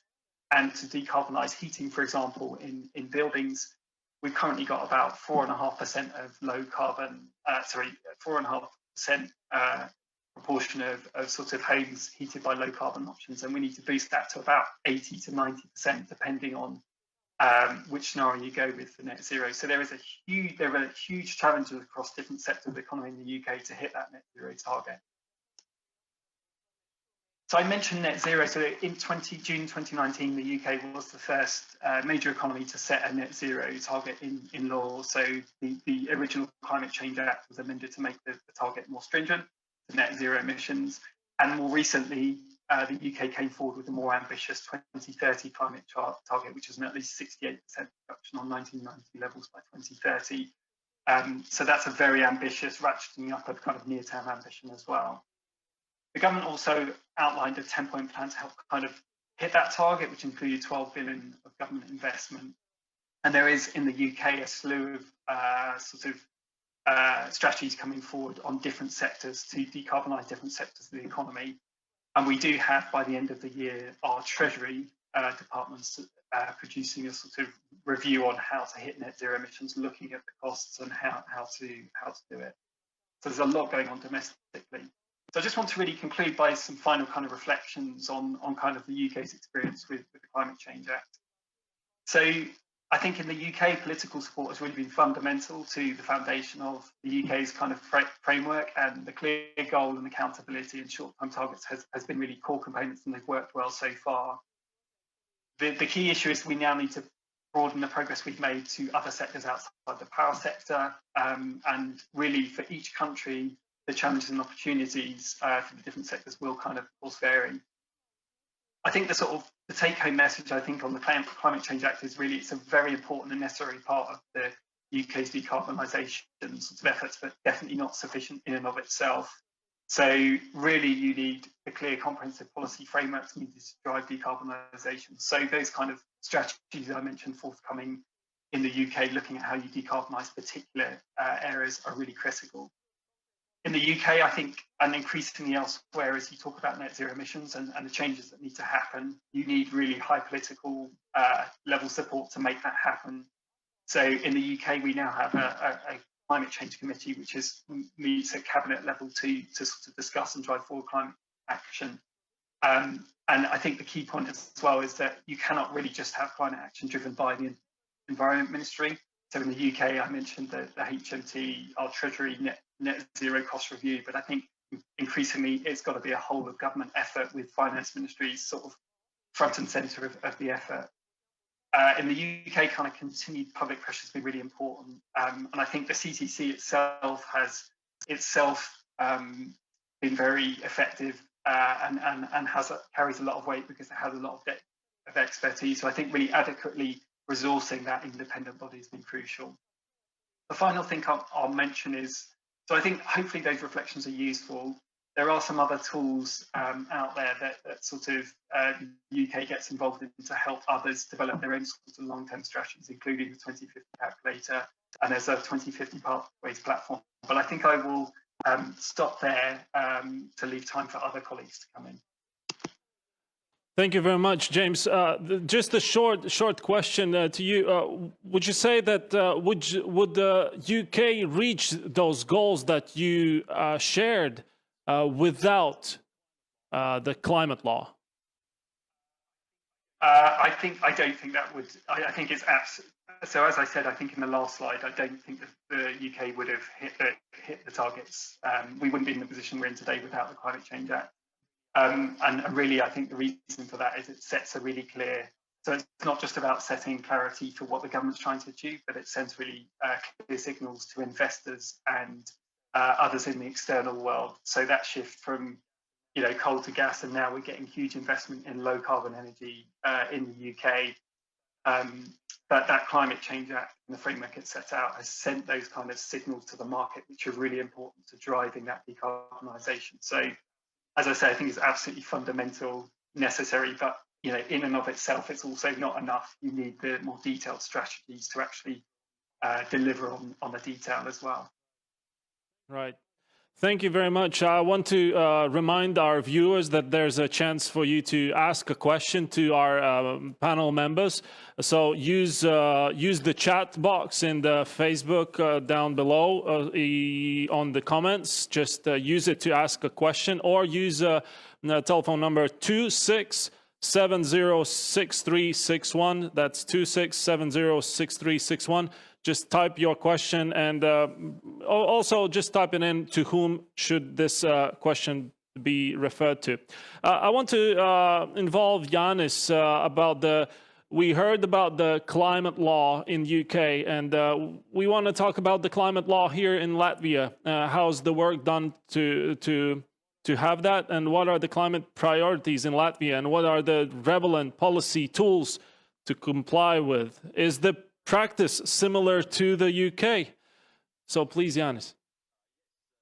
Yes, hello everyone. So I also have prepared a few slides. I will switch to slides now. Do you see them? Yes.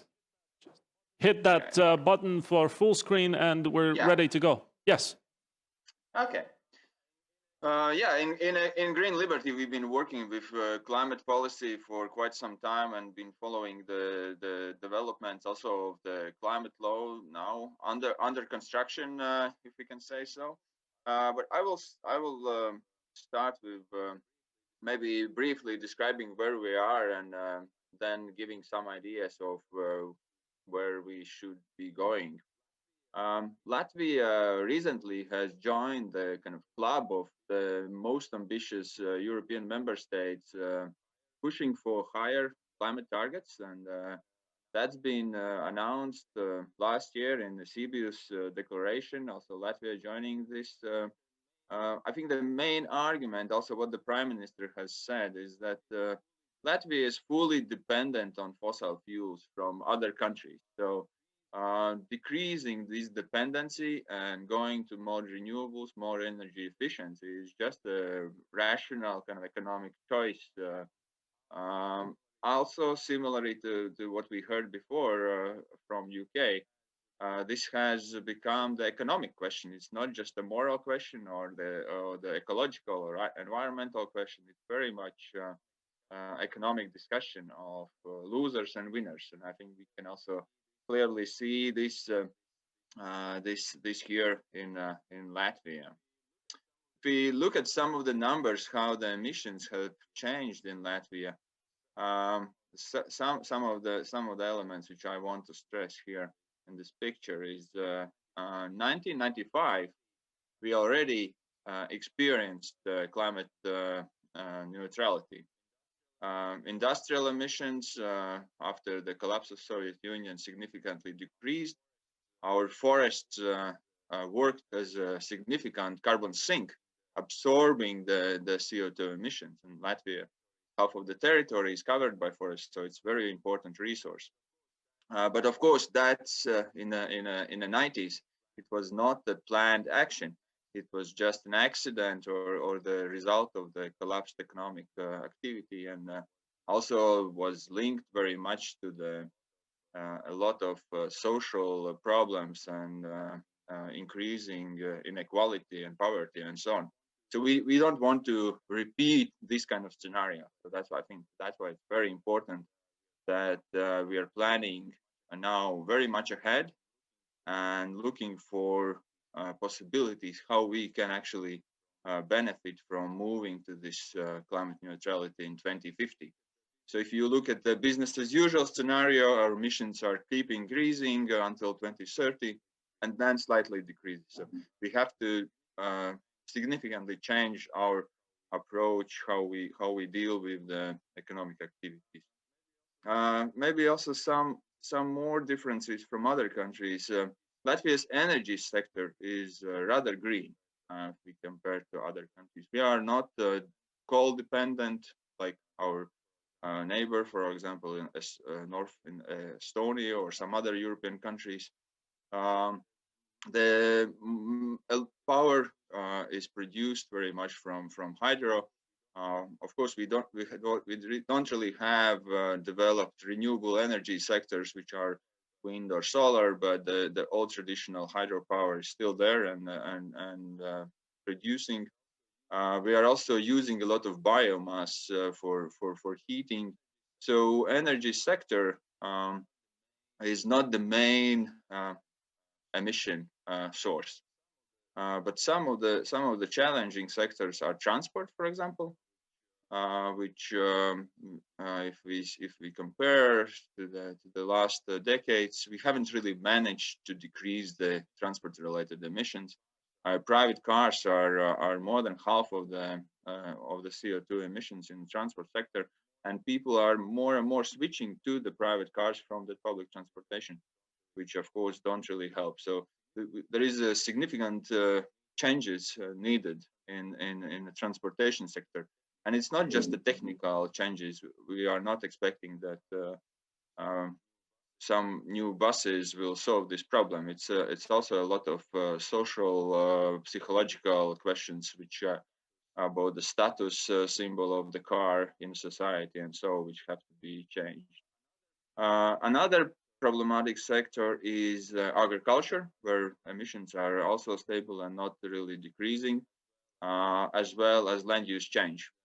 And in the 90s until 2005, the land use change, we had a kind of positive effect on climate change because our land worked as a carbon sink.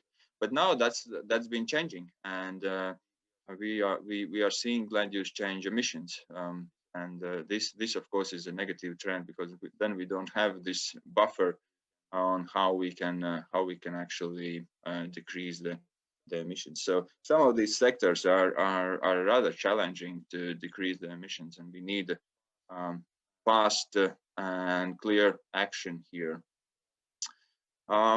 So on a way forward, I think there is it should be clear that there is no room for new fossil fuel related infrastructure, gas pipelines, gas or oil terminals, also waste incineration plants, which are dependent on plastic incineration. All these, if we are building such infrastructure now, that will be stranded assets, because in a longer term, we will have to get away from this kind of infrastructure if we want to reach 2050 climate neutrality. We also have to start thinking how we can actually reduce our dependency on fossil fuels, both in energy sector from natural gas, how we can move away from natural gas, and also how we can move away in the transport sector from the fossil fuels. And this is also rather clear that government is not will not be able to buy the electric cars for all the people, or subsidize this. People will not have budget because electric cars are also more expensive. Now we are dependent on 10 years old cars from the Western Europe. So there is a real need for changes in how we look at the transportation and mobility, and I think we have to start thinking and discussing these future trends in transportation right now. Also, renewable energies have attracted a lot of criticism, both from nature conservation organizations in terms of, for example, wind energy and biomass use. So we need also clear discussion here on how we support and what is real sustainable renewable energy sources. And one more point, which I think is very important. There is a need for clear public engagement and involvement in climate policy design, and not to design the policy which actually pushes people in a corner, if you can say so. For example, the French example with the yellow vest, when government was designing new policies to decrease the transportation emissions, but it didn't really provide kind of a way for people to switch to something more sustainable, something more climate friendly. And I think in Latvia it's even more important because of the income and also climate inequality in society. So we cannot afford to have climate change policy which increases inequality. And that's why public engagement, I think, is very important throughout the design of these kind of policies. We are now planning to work together with Manabals, My Voice, that's a kind of online platform for public engagement, to design the climate, to get more people involved in designing of the climate law, as well as other climate policies. And I hope that will change. Government is also now designing the new recovery and resiliency plan for Latvia, which actually was rather a poor example of public engagement.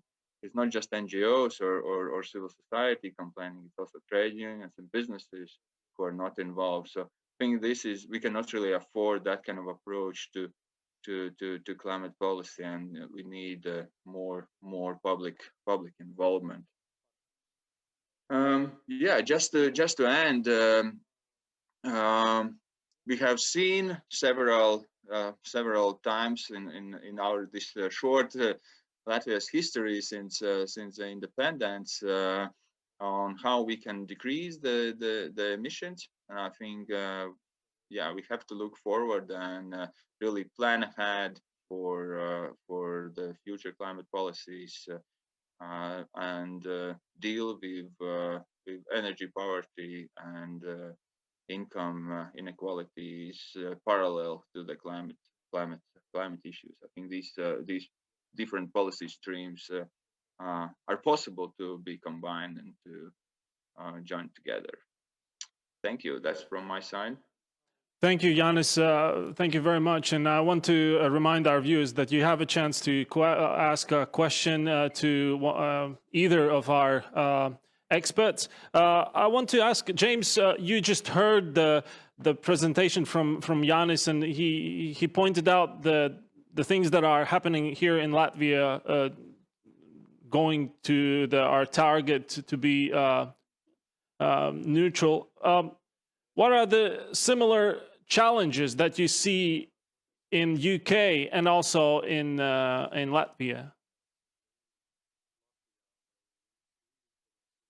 Yeah, thank you. Some of the themes that were highlighted, I think, are really consistent actually across countries. So the two points I think that were mentioned were kind of the importance of engaging the public, which I think is a really, really important issue. And the other one was, I think, sort of keeping an eye on tackling inequalities and making sure that the low carbon transition essentially does not result in too many sharp edges for too many people. Those two issues are hugely important. I think on the first, engaging the public, in the UK we have had a citizens' assembly on climate. Ireland has done something similar. France has as well. So they, I think, have been proved as quite effective vehicles to get kind of some engagement. But I think particularly as we go forward towards kind of the more challenging areas of decarbonisation, so low carbon heating, replacing boilers, all those sorts of things, I think the challenge of engaging with the public and bringing them along on why changes are needed and bringing them into it is really, really critical. I think on the other issue that was sort of highlighted in terms of addressing sort of inequalities and also really having an eye on how you manage the transition, given it involves transitions for essentially all areas of your economy, you're going to net zero, I think is absolutely critical. So in the UK and the CCC, our kind of independent body, essentially commissioned or recommended the Treasury commission a review on the cost of net zero, precisely to address some of what you call the distributional impact, the impacts on different parts of society from the transition. So I think increasingly finance ministries are going to have to grip the issue of how you, for example, in the UK, replacing individual boilers with low carbon heating is very expensive, but you also get savings from the shift from combustion engine vehicles to electric vehicles. So there are really questions about how you step back and look in the round of the transition and whether savings in some areas can help offset some of the costs in other areas. So these are some of the issues that our net zero review in the UK is kind of looking at. So as I say, later in the year, there'll be a more detailed sort of report coming from our Treasury. So I think that the fact that this sort of transition needs to be gripped by Treasury and really proactively address any of the winners and losers side of things, I think is really critical. Thanks. Thank you, James, for your input. And I think to be environmentally friendly, sometimes it takes time, it takes energy, it takes bad habits to go away, and sometimes, on occasions, it also takes some money. It costs something actually to make a change, and we're going to talk about money. We're going to talk about finances, and I want to involve a manager of sustainable finance, Green Investment Group, Rafael Valet, to talk about financing sustainable projects, and which is quite popular in UK, but has not been widely known in Latvia yet.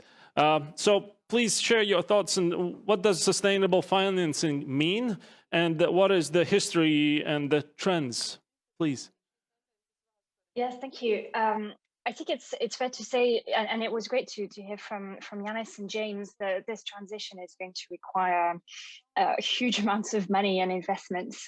Some estimates say as much as $90 trillion by 2030. And much of that money can't come from the public sector. It will have to come from investors in all of their shapes and sizes, including pension funds, asset managers, investment banks, traders, capital markets, and even retail banking, where you and I have bank accounts and where we might borrow money.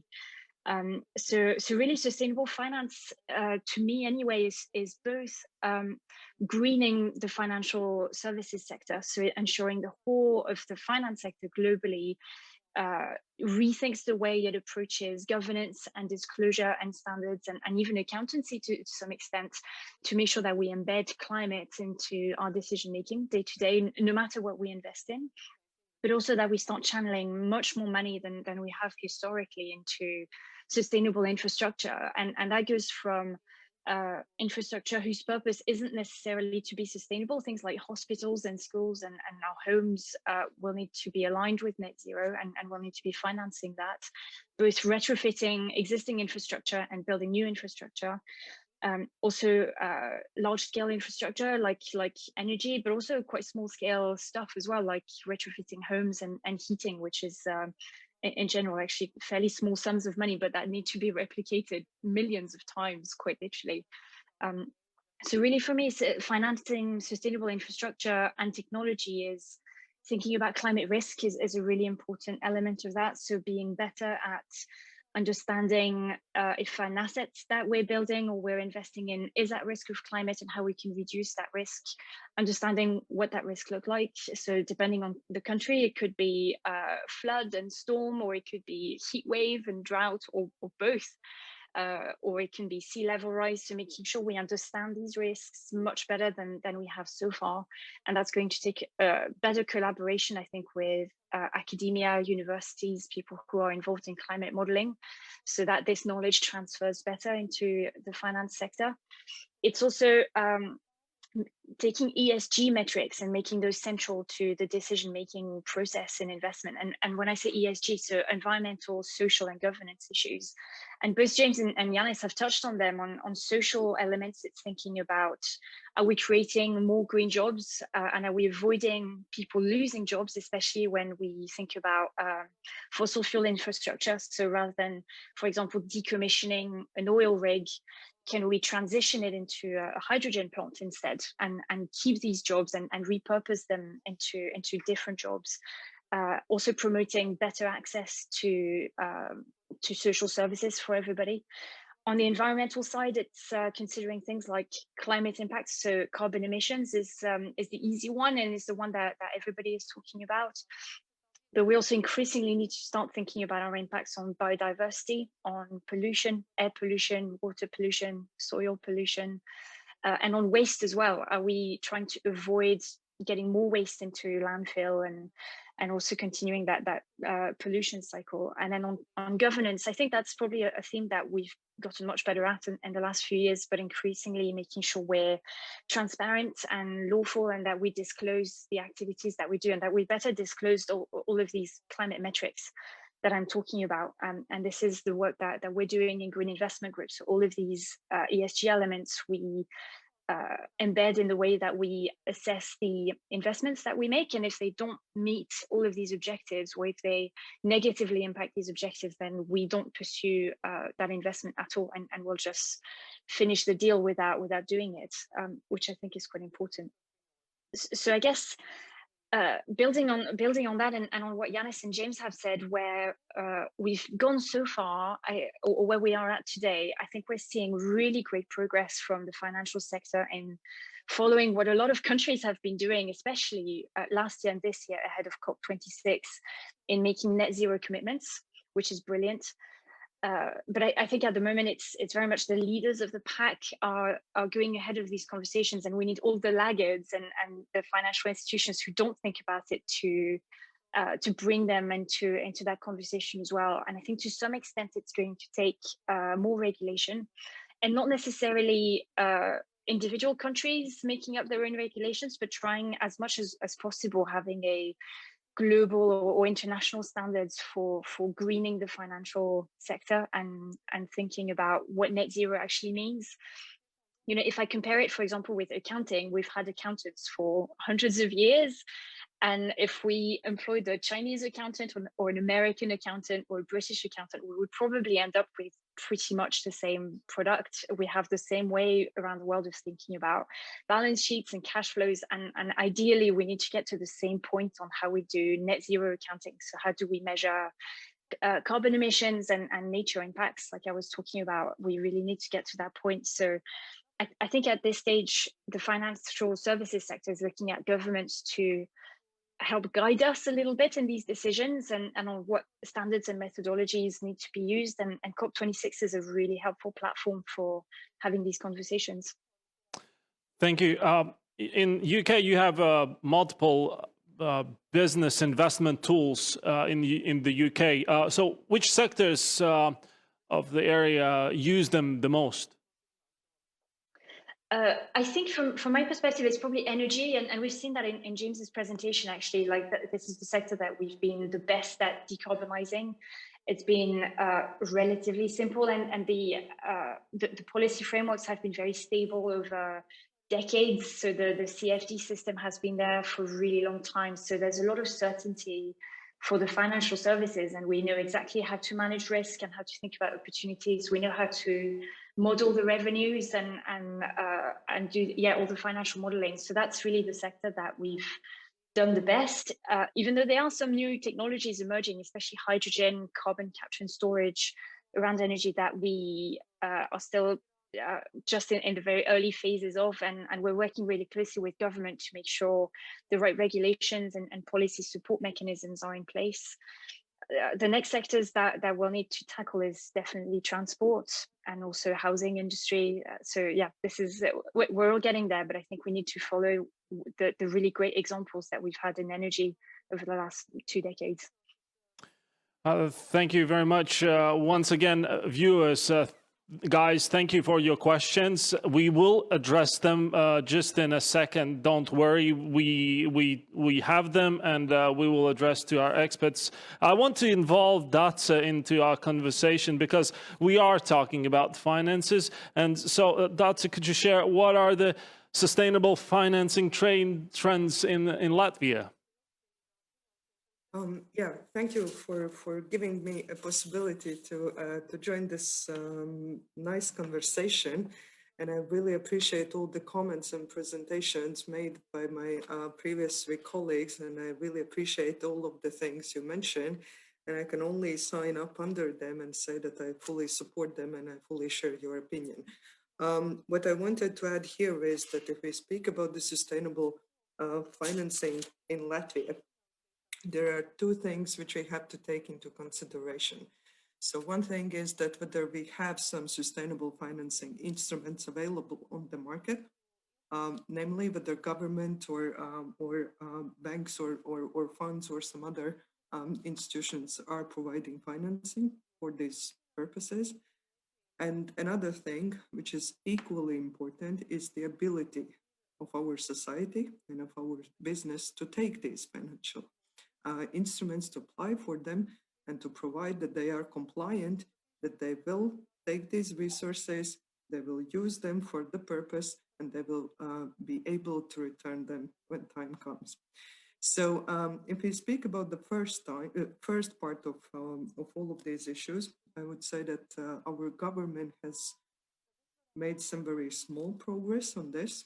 I cannot say that we haven't done anything, but at the same time, I would openly say and honestly say that much more could have been done, but so far. What we see here is that there are some financing programs available for those who want to improve energy efficiency of their houses. There are some financing programs available to companies which want to improve their energy efficiency of their production lines or production process and so far. There are a couple of commercial banks which are very active in the, and especially over the last year, they have become very, very active in this field of green financing. They are looking for possibilities how to finance, for instance, change of the cars owned by some companies, how to finance some other improvements in the companies which would lead to more energy efficiency, to the reduction of carbon emissions, to the improvement of some other processes so that we were compliant and made less impact on the environment. They're really active in thinking of potential financial instruments and trying to put them on the market. But what they face is the reality of our businesses and of our individuals actually to take these financial instruments. And if you look at the at the statistical data which were published actually just a couple of days ago, so they're very up to date.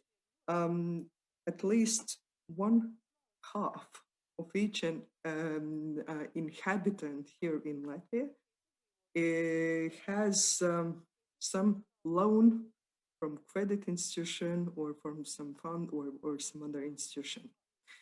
If you look at this portfolio of all credits, then the total sum of them is approximately 13,000 million.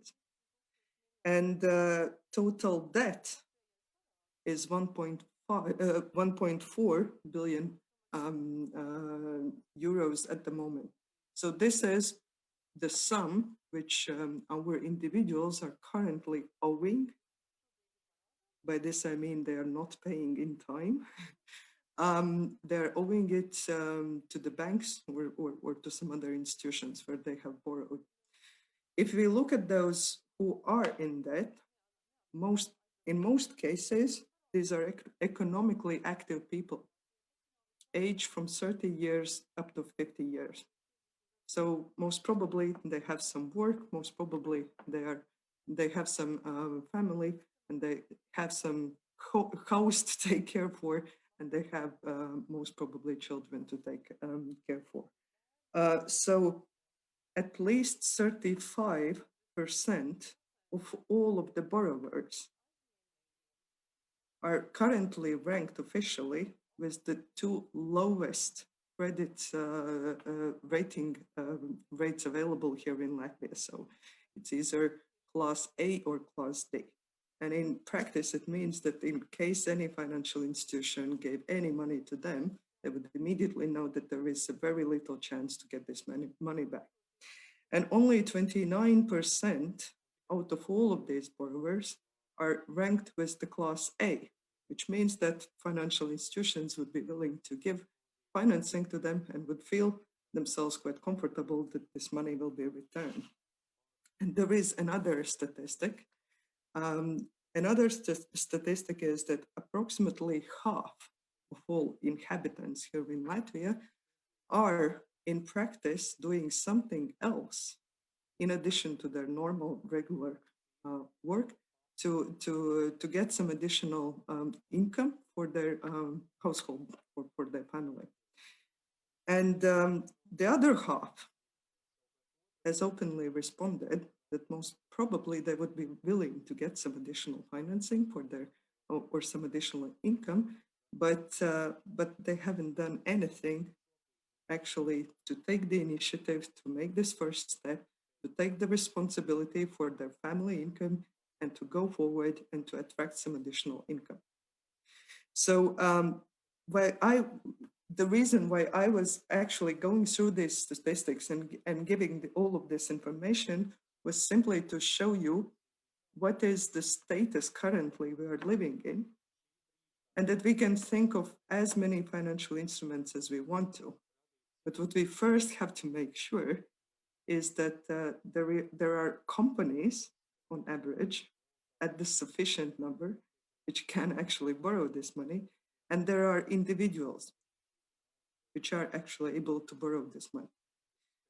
So also, this statistic very clearly demonstrates the problem which we have here in Latvia is that we have very tiny level of middle class. And if we had a very large one, if middle class was something which most of us here in Latvia could associate ourselves with, then this would be a completely different picture.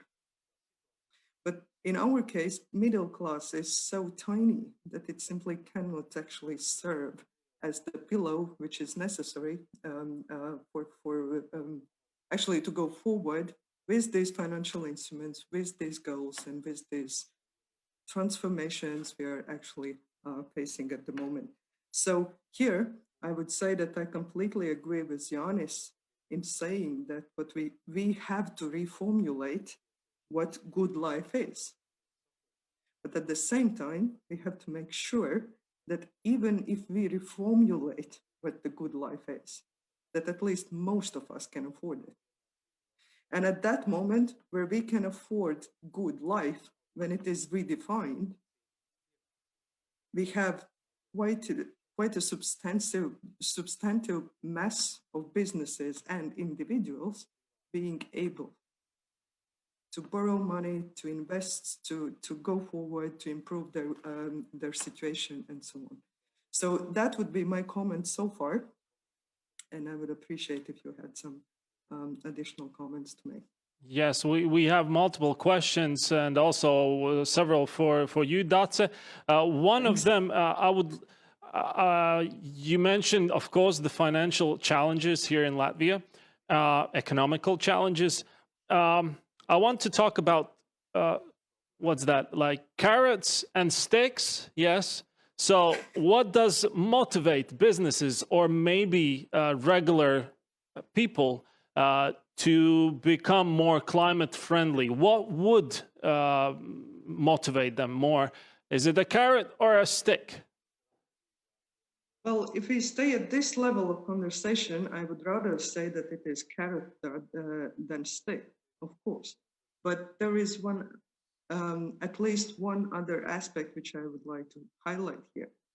Our society, and we have historical reasons why it has developed, but our society is, in general, very reluctant to take any initiatives. So, and one of the things which I have read in some books of anthropology is that Latvians are actually considered those who simply by since birth we are somehow underestimating ourselves, and we ourselves do not feel that we are something which is worth taking the action. So we would rather sit and wait that someone else does. We would rather sit and wait when someone comes and says that we have to do something. But at the moment when someone has come and has said that we have to take the action, at that moment we would choose rather to follow the carrot, not the stick. Mm-hmm. There's a question from the audience and viewers to Dace. Is Latvia collaborating or learning from other countries? For example, Singapore, where several ministries were working together creating the Green Plan. Mm-hmm. I wish we did. And what I can say is that all of these issues which relate to the climate neutrality, which relate to the climate in general, they all require harmonized and simultaneous work of several ministries. I have seen over the last 2 or 3 years that this coordination and communication between the ministries, it is improving, but it is not yet at a sufficient level so that we could say there is one ministry leading or giving instructions to other, everyone else follows, and that the work goes on in a very harmonious way. So I would say that we have very, very much to do in this aspect, so that the government started to coordinate among themselves more efficiently and more timely. Thank you. I would like to ask if any of the experts, our panel members, have anything to add on to what has heard. What did you hear from Dace? I'll give you yes, Rafael, please. Thank you. I think Dace, you put your finger on something really important, and it goes way beyond just Latvia in terms of making sure that the green measures that we put in don't leave people worse off, and that we can transcend people's financial abilities, because in a lot of cases, the people who live in fuel poverty, for example, can't afford to pay for their heating bills. So there's no way we can incentivize them, whether with carrot or stick, to implement huge retrofit changes in their homes, like completely changing insulation or heating. And the finance sector is working really hard to rethink completely how we finance some of these measures. So I'll just use one example of something we started to think about in the UK, and I think it's happening in the rest of the EU as well, where if we did a loan, for example, to improve a home and to start allowing a household to save on their energy bills by making the house better insulated, the loan stays with the house. So whoever lives in that house and owns that house will repay the loan for say 10 years. But it does mean that if you did want to move out of this house, you don't take with you a loan that you don't benefit from anymore, and you can whoever lives in the house then can pay back that loan with the savings that they make on their energy bills. So it doesn't impact your day-to-day financial situation as a household. And I think we need to start thinking much more creatively about all of these financial mechanisms. And it's quite hard because we've used the mortgage system and the lending systems for many decades, and we now need to rethink entirely how we do this.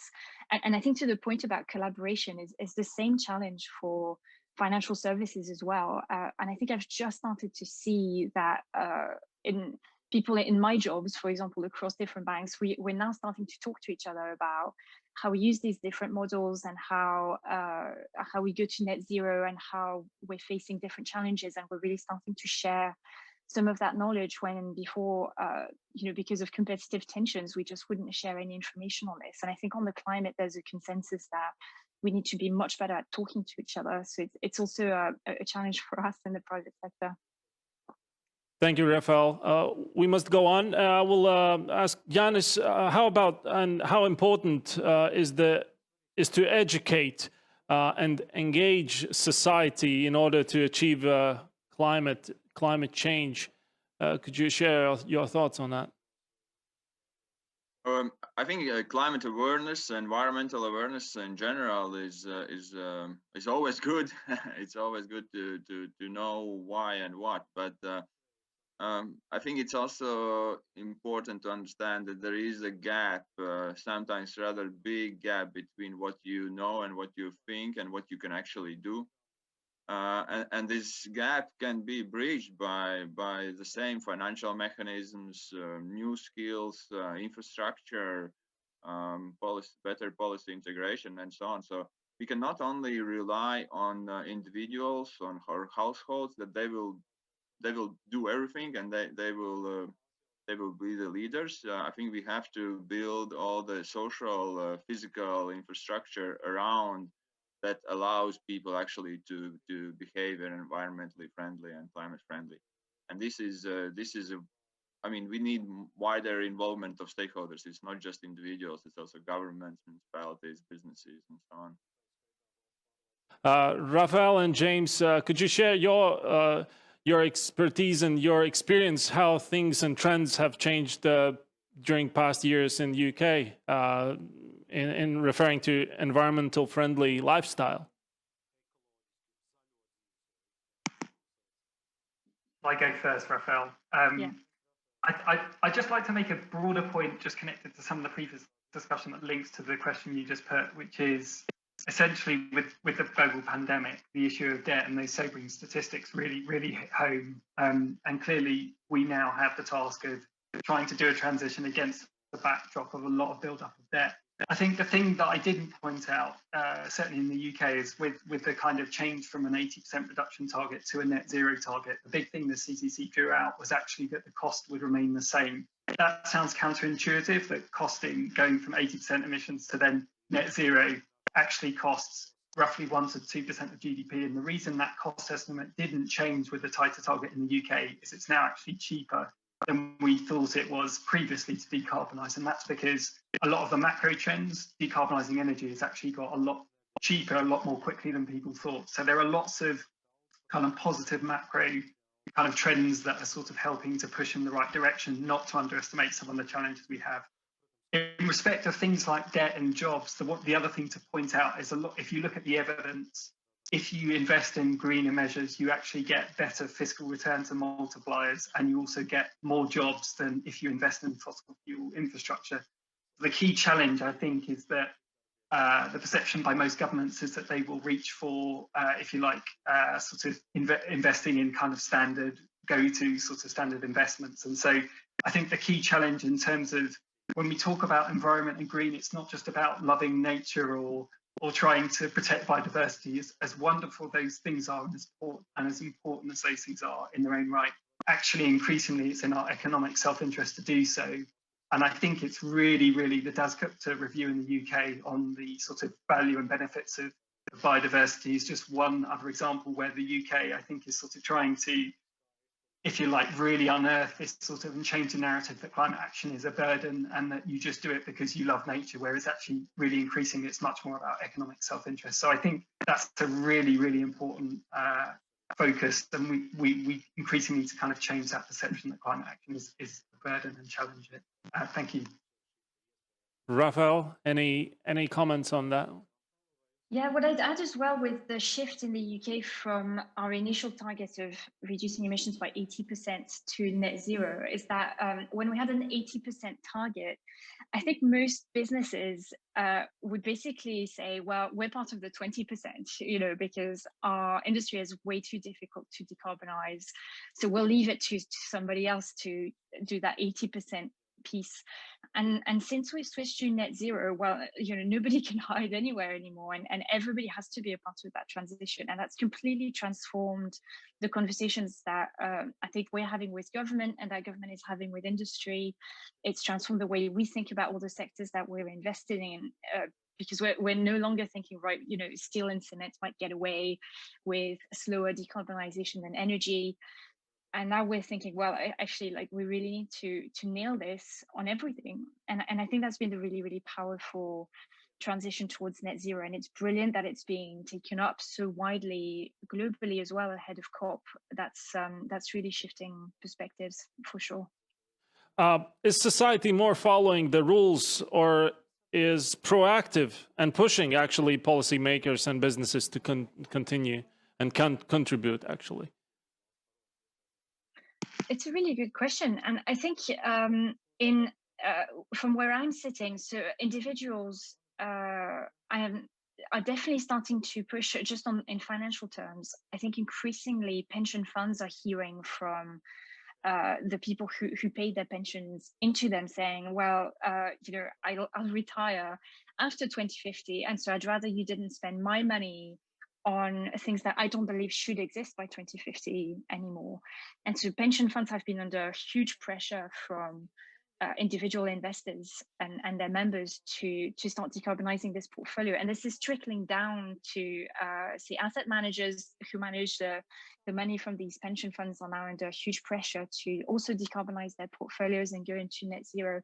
So I think a lot of that pressure is definitely coming from individuals. Another area where I see that is recruitment, where you know, if we advertised an oil and gas investment job today, I think we'd struggle to find someone. And when we've recruited for green investment type jobs, especially among young graduates and younger generations, the amount of interest we get is absolutely crazy. And so I think it's demonstrating back to the business that if they want to continue hiring the best talent there is, and especially among younger people, they need to go green, because it'll be part of the due diligence that people do when they take jobs, that they will check our sustainability credentials, and they'll question it in the interview process as well, which is brilliant. So it's, yeah, I think we're seeing individuals playing a big role in that transition as well. Great to hear that. Thank you very much. I want to thank all the panel members and our experts about the time that you've given to this great conversation. I think we've learned a lot. We've seen multiple examples how things work in UK, what has been done here in Latvia. And I want to thank our panel members, Chairman of the Board of the Association Zaļā Brīvība Jānis Brīsga, Rafael Valet, from Manager of Sustainable Finance at the Green Investment Group, also Head of EU Climate Policy, Department for Business, Energy and Industrial Strategy, James Erickson, thank you. And of course, Head of Fissile Energy and Waste Management Work Group, Dace Cyril, for joining our lovely great conversation. Guys who are watching right now, we will make sure that our experts actually answer your questions just by commenting and typing it back. So your questions will be answered, but we just want to keep all this conversation, all this meetup brief. So that's why this second session has come to an end. Just in 5 minutes, we're going to continue with a game. All right, so we're going to see you back in 5 minutes. Bye.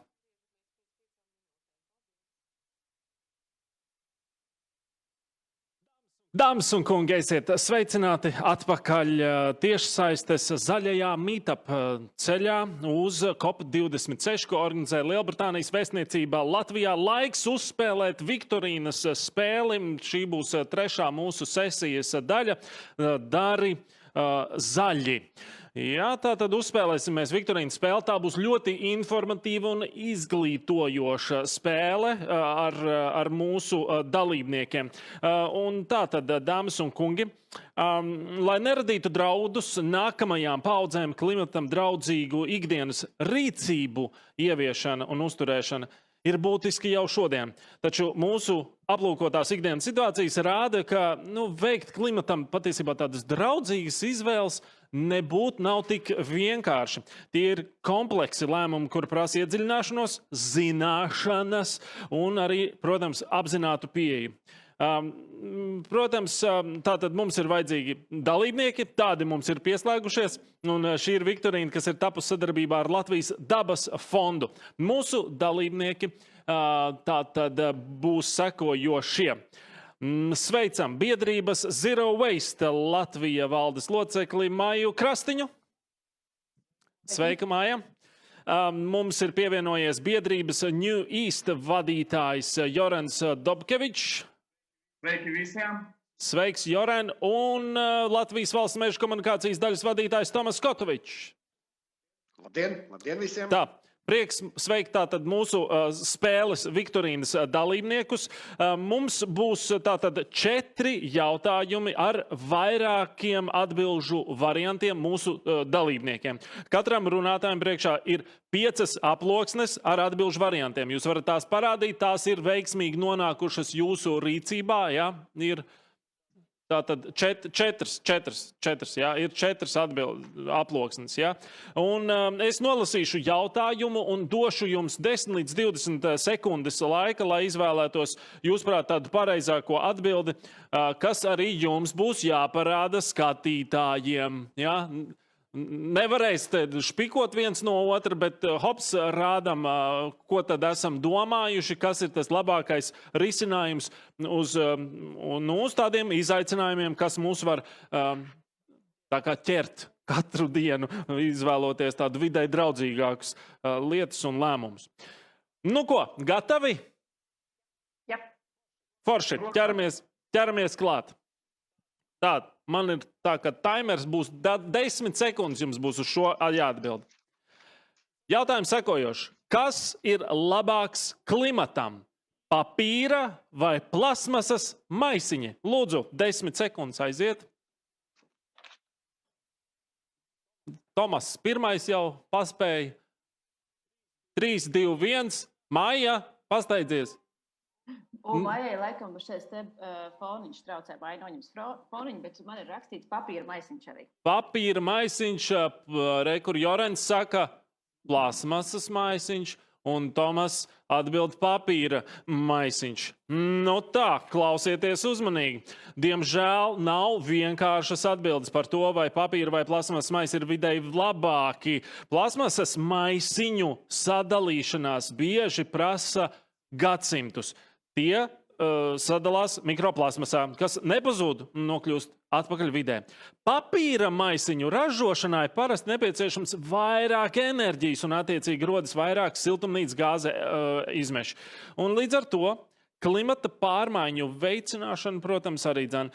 Tāpat papīra maisu ražošanā tiek patērēti koksnes resursi, un koku izciršana samazina mežu spēju piesaistīt CO2 un rada draudus bioloģiskai daudzveidībai. papīra maisa ražošanai nepieciešams ievērojami vairāk enerģijas nekā vienreiz lietojamā plasmasas maisa izgatavošanai no naftas. Līdz ar to arī papīra maisiņš, kas ieguvis ekoloģiski labas izvēles tēlu, tomēr nav tik viennozīmīgs. Labāka izvēle, protams, atkārtoti lietojami maisiņi. Arī plasmasas vai papīra, ne tikai auduma. Var būt pienācīgs, protams, kompromiss, jo tiešām tiek lietot aktīvi daudzas reizes. Es gribētu lūgt šajā brīdī Tomasu pakomentēt šo te atbildi un šo te varbūt arī lēmumu, kā tad būtu labāk.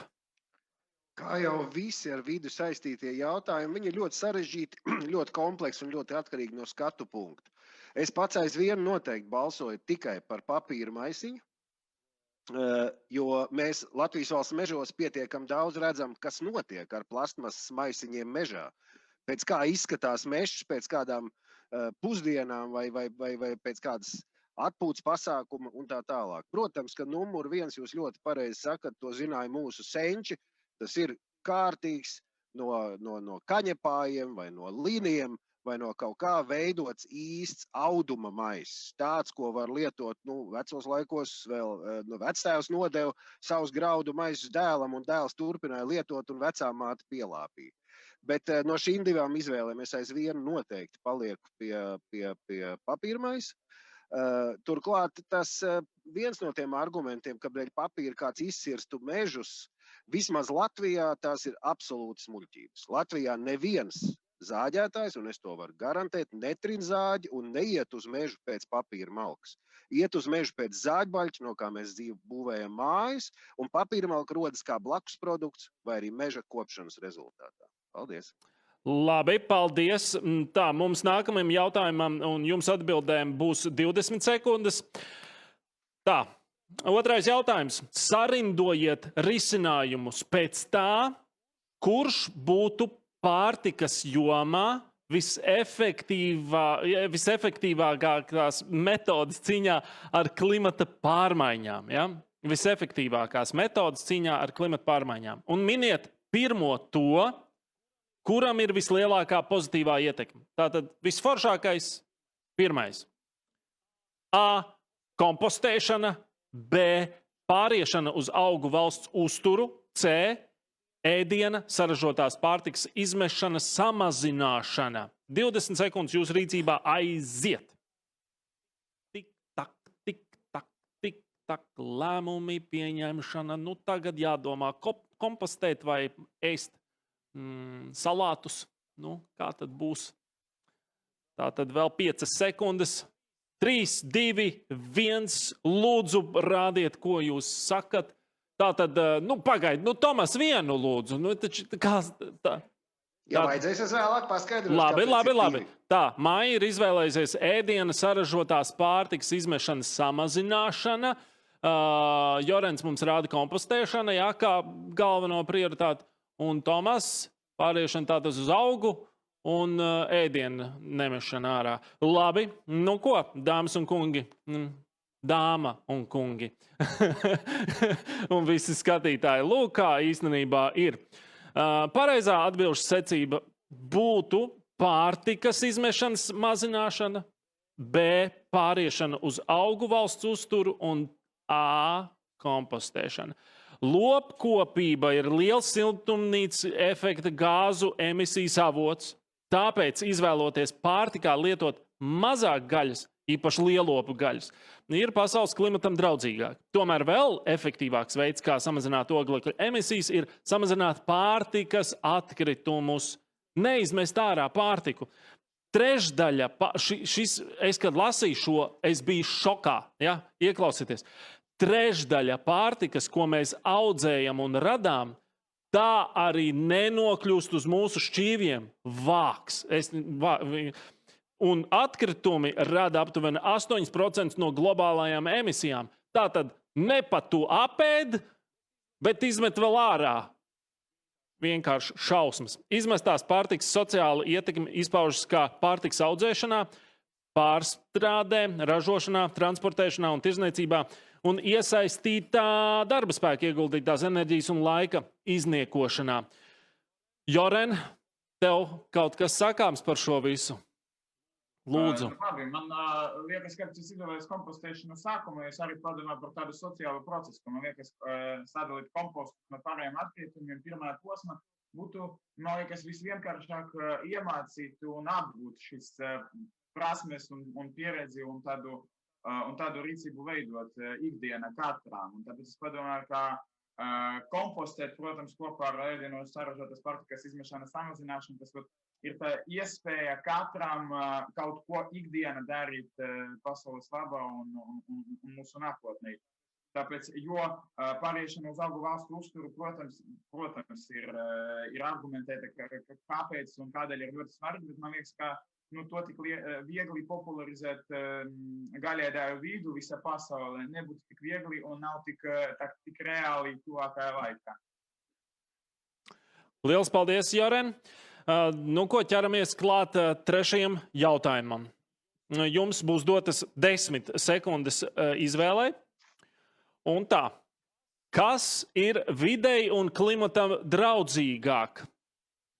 Braukt ar auto 10 kilometrus līdz beziepakojuma veikalam vai iet iepirkties uz piemājas veikalu, kur ir nopērkami produkti iepakojumā? Tad lūdzu 10 sekundes aiziet. Tad kā būs? Braukt ar auto 10 kilometrus līdz beziepakojuma veikalam vai iet iepirkties uz piemājas veikalu, kur par 10 sekundes pagāja. Lūdzu 3, 2, 1 aiziet jūsu atbildes. Tad kā būs? Atkal tevi ņemā, tas ir sākās. Jūs sākat šmaukties. Gribās darīt to pašu, ko mājās. Te trūkst viens variants. Aizbraukt ar velosipēdu uz bezatkritumu veikalu. Tas ļoti... Maisiņu audumā, nevis papīrā vai plasmasas. Tas ir, Joren, tas ir tas maisiņš, kurš tev ir jānodod attiecīgi tā bērniem, un tad vēl bērni lāpīs viņu, un izmantos. Pats vairākus gadus izmantot. Lieliski. Es varu pieteikties atbildēt, varbūt? Iesākumā noklausies, man būs tāds mazs info komentārs par šo visu. Lūdzu. Jūs jau pareizi rādījāt. Nav viennozīmīgas atbildes. Ja? Vienreiz izmantojams plasmasas lietošanas mazināšana ir, protams, ieguvums videi. Taču, ja mēs patiešām vēlamies iepirkties videi draudzīgi, ir jāņem vērā vēl svarīgas lietas. Tātad atkārtot lietojumu iepakojumu izmantošana ir priekšrocības. Tas ļauj izvairīties no vienreizējas lietošanas plasmasas iepakojumu izgatavošanas un iznīcināšanas vides izmaksām un samazina atkritumu apjomu. Katru reizi, kad lietojam savus līdzpaņemtos traukus vai citus iepakojumus, mēs, protams, samazinām plasmasas daudzumu, par kuru mēs būtu bijuši atbildīgi. Šis formulējums man patiesībā ļoti patīk, un manuprāt, to vajag aktualizēt arvien vairāk. Ja pie tevis ir nonācis jebkas ar plasmasu, tu esi par to atbildīgs. Tas nav vienkārši kaut kas, jā. Tā ir tava atbildība. Taču šāds iepakojums, protams, plasmas jāizmanto būtu atkārtot vismaz 10, 20 vai pat 100 reizes, pirms tas kļūst par labāku risinājumu materiālu patēriņa ziņā. Ir svarīgi tas, ka mēs nokļūstam veikalā, arī tas, kā mēs nokļūstam veikalā. Ja mēs braucam ar velosipēdu, maija, ja, vai autobusu uz vietējo zero waste veikalu, tad viss ir kārtībā, bet ja braucam pusstundu vai stundu, un tā, tad, protams, tur nekā vidē draudzīgi beigās nesanāks. Augļu iesaiņošana vienreiz lietojamā plasmasā var šķist videi nedraudzīga. Vai ne? Es paņemšu savus ābolus, banānus vai vēl nesko un ielikšu viņu tātad plasmas maisiņā. Taču šis plasmasas pārklājums var nozīmēt, ka svaigi produkti ilgs 3 reizes ilgāk. Tas nozīmē mazāk atkritumus, mazāk piegāžu un līdz ar to mazāk izmešu. No dabas viedokļa arī svarīgi, kādā lauksaimniecības sistēmā pārtika ir audzēta. Videi draudzīgāk noteikti būs bioloģiski audzēta pārtika, un pārtikas patēriņa lēmumi ir vieni no sarežģītākiem. Jūs principā atbildējāt uz vissarežģītāko jautājumu, apsveicu, ja? Taču varam, protams, pieturēties pie galvenajiem kritērijiem. Pirkt ne tikai tik, cik ir nepieciešams, izvairīties no lieka iepakojuma, dubultā, tur 3-kāršā, kur nu vēl 4-kāršā, ja, un daudzkārt lietojamo iepakojumu arī izmantot daudzkārt. Maija, lūdzu, gaidām tavu komentāru. Nu, man tāds ātrs un uzmundrinošs komentārs varbūt. Pirmā lieta meklēt tad, to bezatkrituma risinājumu. Un tas bezatkrituma risinājums īstenībā var būt arī veikalā kaimiņš, kurā var atrast arī krējumu bez iepakojuma, biezpīri vai kaut kāds kur citu produktu bez iepakojuma. Arī, starp citu, jau ļoti daudzos lielveikalos var atrast produktus bez iepakojuma. Ir jātur acis vaļā un jābūt gataviem iet ar saviem trauciņiem. Pārmaiņas pamazām notiek, un tad individuālā līmenī atcerēsimies, ka mēs esam atbildīgi par katru to atkritumu, kas nonāk tajā mūsu atkritumu urnā, un meklēsim tomēr iespēju no viņiem izvairīties. Bet man liekas, vēl svarīgāk, ko minēja kolēģis Jānis Brizga vienā no iepriekšējām paneļa diskusijā, jā. Jā, tieši tā. Tās lielākās pārmaiņas, viņas nenotiks patērētāju vai individuālā līmenī. Mums ir noteikti jāskatās uz sistēmiskām ražotāju un politikas veidotāju atbildības pārmaiņām. Nevajadzētu būt tādai situācijai, ka patērētājs ir spiests pirkt preci 5 iepakojumos vai plasmasā, kas nav pārstrādājumi, vai tiek maldināts par to, vai materiāls var tikt pārstrādāts vai nē. Kādā ziņā ir jābūt šai iespējai, jādod iespēju cilvēkiem iepirkties bez atkrituma radīšanas. Tas pamazām jau notiek, bet tās ir lielākas pārmaiņas, kurām ir jāsāk arvien vairāk iet uz priekšu. Tāds mans komentārs. Paldies. Paldies, Maija. Ko noslēdzošais 4. jautājums. Kura no šīm tautsaimniecības nozarēm pasaulē veido vislielāko siltumnīca efekta gāzu emisiju īpatsvaru? Transports, celtniecība, rūpniecība, lauksaimniecība un mežsaimniecība, elektrība un siltuma ražošana. 20 sekundes jūsu rīcībā domāt, zvanīt draugam, vai tas ir ļauts viņiem? Viņiem nav tas ļauts, vai ne? Nav ļauts zvanīt nevienam, tā kā 10 sekundēs pašiem ar šo jautājumu būs vien jātiek galā. 5, 4, 3, 2, 1, un lūdzu jūsu atbildes. Un tā, celtniecība domā Maija. Jorens atkal izpaudās, te zina, ar veselu listi. Tad tomēr lauksaimniecība, mežsaimniecība. Un Tomas domā, ka tomēr elektrība un siltuma ražošana. Tomas, pareizi. Tomas ir atbildējis pareizi, jo tātad elektrība un siltuma ražošana ir tā, kas veido vislielāko siltumnīca efekta gāzu emisiju īpatsvaru. Elektroenerģijas un siltuma ražošanas nozare rada vislielāko siltumnīca efekta gāzu emisijas procentuālo daļu pasaulē. 25%. Lauksaimniecība, mežsaimniecība un cita zemes izmantošanas nozara ir ļoti tuvu 2. vietā.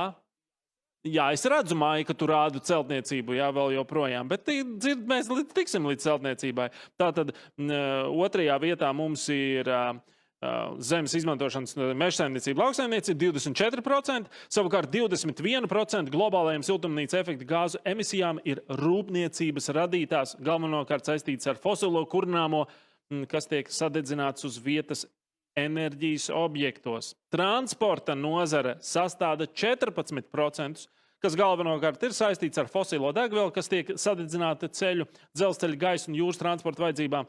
Gandrīz visa 95% pasaules transporta enerģija nāk tieši no naftas bāzes degvielām, galvenokārt benzīna un dīzeļa degvielas. Pavisam īsumā, ja vēl kādam no jums mēs ar šo tādu viktorīnas daļu esam noslēguši, varbūt kādam ir kāds komentārs īsumā par šo. Man ir komentārs noteikti par Latviju. Pasaulē tas ir šādi, jo mums ir jāsaprot, ka Ķīnu aizvien kurina ar oglēm, gan elektrību, gan vispārējo. Bet tieši tāpēc, ka šis ir lielākais, mums Latvijā ir fantastisks iespējas, jo koks tas ir tā kā saules baterija un akumulators reizē. Viņš uzkrāja enerģiju, mums vajag siltumu. Augstumu no koka dabūt ārā nevar, jo tas ir caur elektrību jālaiž, lai ieslēgtu kondicionieri. Bet siltumu dabūt ir viegli ārā. Elektrība mums ir fantastiska, hidroelektrība, mums ir iespējas arī citiem elektrības veidiem. Tieši tāpēc mēs Latvijā varam kļūt par zaļāko valsti pasaulē nākamo 10 gadu laikā. Māja Un celtniecībā mēs varam būvēt no koka. Māja... Ēku energoefektivitāte. Nevis kurināt, bet samazināt tomēr. Tātad tas, kas ir sakurināts, tas, lai ilgāk un vairāk un efektīvāk tiek izmantots. Tā doma ar ēku energoefektivitāti ir tāda, ka, ja ēkas ir energoefektīvas, un arī jautājums ir, kā viņas tiek apsildītas, ja, jo mums varbūt siltuma ražošana arī salikt kopā, ja, tad ar elektrību. Doma ir tāda, labāk neradīt to pieprasījumu pēc tās enerģijas. Tad, ja mums ir ēka, kas ir energoefektīva un kurai iespējams ir vēl atjaunojamāki enerģijas resursi, tad mums nemaz nevajadzēs tos koka resursus ne dedzināt, ne kurināt. Saprat. Komentārs. Jā, paldies. Es apsveicu Viktorīnas dalībnieks par dalību, protams, par jūsu atbildēm, tās ļoti novērtējam. Noslēgumā no katra no jums mēs vēlētos dzirdēt kādu komentāru, novēlējumu skatītājiem būt vidēji draudzīgāk. Lūdzu, sāksim ar Maiju. Jā, ziniet, mums tā Viktorīna ļoti aizraujoša, ļoti azartiska. Iepatikās. Jā, iepatikās, es varētu turpināt ilgi, bet es gribētu tikai tas komentārs tāds, kad redziet, tā debata un tie risinājumi, vai ne, ir, lai mēs varētu sniegt ļoti precīzi atbildi, tad tur jau vajadzētu tiešām skatīties, rēķināt un izpētīt tur produktu dzīves ciklu ilgumu. Tāpat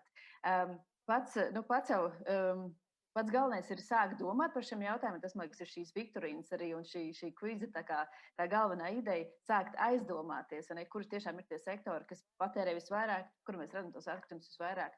Un, protams, individuālā līmenī ļoti svarīgi šos risinājumus arī meklēt, bet es ceru, ka mēs politikas veidošanas un līmenī drīz arī nonāksim pie daudz ambiciozākām politikas veidošanām Latvijā un arī Eiropā. Paldies! Paldies! Joren, lūdzu, no tevis kāds novēlējums? Es uzskatu, ka mēs gaidām politiskus projektus dažādām pēcsistēmām, šķirošanas sistēmām un tā tālāk. Mums jāpadomā par sevi un kā mēs paši šobrīd un šodien varam kaut ko jau sākt darīt. Mēs varam piezvanīt uz mūsu apsaimniekošanas kompāniju un uzzināt, vai viņi var paņemt bezmaksas mūsu plasmasu vai stiklu atsevišķi. Un drīzāk viņi pateiks, ka jā, var. Tikai to nevar atrast šo informāciju, tā tik viegli. Bet nebaidīties pazvanīt, nebaidīties uzzināt, nebaidīties meklēt atbildes, ko mēs varam ikdiena savā dzīvē pamainīt, uzlabojot visu pasauli jau tuvākajā laikā. Ja? Jo ir ļoti daudz iespēju. Tiešām ir foršas organizācijas, NVO sektori, kur daisa fantastiskas labdarības lietas ar mūsu atkritumiem, ja? Un palīdz pasaulē, palīdz dažādām sociālām grupām. Un nebaidīties domāt, un nebaidīties meklēt, un nebaidīties kaut ko sākt darīt. Tas ir pats galvenais. Paldies! Paldies! Tomas, lūdzu, novēlējums no tevis. Es vairs ko piebilst, man kolēģi Maija un Jorens viss pateica, bet es domāju, ka tieši tāda jau tā miedarbība arī ir. Mēs sākam katrs ar sevi. Mēs domājam par tām izvēlēm, un redzat, šodienas diskusija parādīja, cik grūti ir izdomāt 10 kilometrus braukt ar mašīnu, varbūt ar velospēdu, tad viss ir zaļi, bet, ja tā kā tagad, varbūt pa augstu ar velospēdu, bet pieņem šo pareizo lēmumu. Nav svarīgi, ir pa augstu vai nav, bet pieņem pašam to pareizo lēmumu. Un tad, kad mēs tādā veidā domājam, manuprāt, tas dod lielu stimulu arī lielās politikas attīstībai, jo politiķi jau, sakat, ko gribat, viņi tomēr klausās tajā, ko cilvēki runā un ko viņi domā, un kas ir aktuāli cilvēkiem. Un tad no turienes varētu izrietēt arī tie lielie lēmumi, kur es aizvien domāju, ka Latvija ir visas iespējas būt par vienu no pašām zaļākajām valstīm uz zemeslodes. Tāpēc, ka mums ir daudz zemes un maz cilvēku. Un labs klimats. Paldies liels par dalību Viktorīnā. Paldies par jūsu pārdomām. Atgādināšu, ka Viktorīnā piedalījās biedrības Zero Waste Latvijā valdes locekle Maija Krastiņā, biedrības New East vadītājs Jorens Dobkevičs un Latvijas valsts meža komunikācijas daļas vadītājs Tomas Skotovičs. Liels paldies. Nedaudz tā kā no sevis vēl rezumējot to, ko esam šajās 3 sesijās runājuši un nedaudz kam pieskārāmies arī te Viktorīnā, ka katram vajadzētu domāt. Un par to domāšanu reizēm ir tā, nu ko tad es jau neko un tā. Bet mēs Latvijā esam piedzīvojuši notikumus, kas ir precīzi kā labestības dienas, ja, kur mēs kolektīvi, ko tad liekas, es 1 eiro, es 2 eiro noziedoju, bet pēc tam mēs baigi brīnamies, super, cik daudziem mēs esam palīdzējuši. Iespējams, līdzīgi būtu jāsāk domāt arī par videi draudzīgāku paradumu ieradināšanu un pasākšanu ikdienā. Kaut nedaudz, katrs pa savam, bet tomēr domāt par visām šīm lietām. Dāmas un kungi, paldies, ka jūs skatījāties un atgādināšu, ka šīs bija pirmais tiešsaites zaļais meetups ceļā uz COP26, ko organizēja Lielbritānijas vēstniecība Latvijā. Paldies, ka skatījāties! Atā!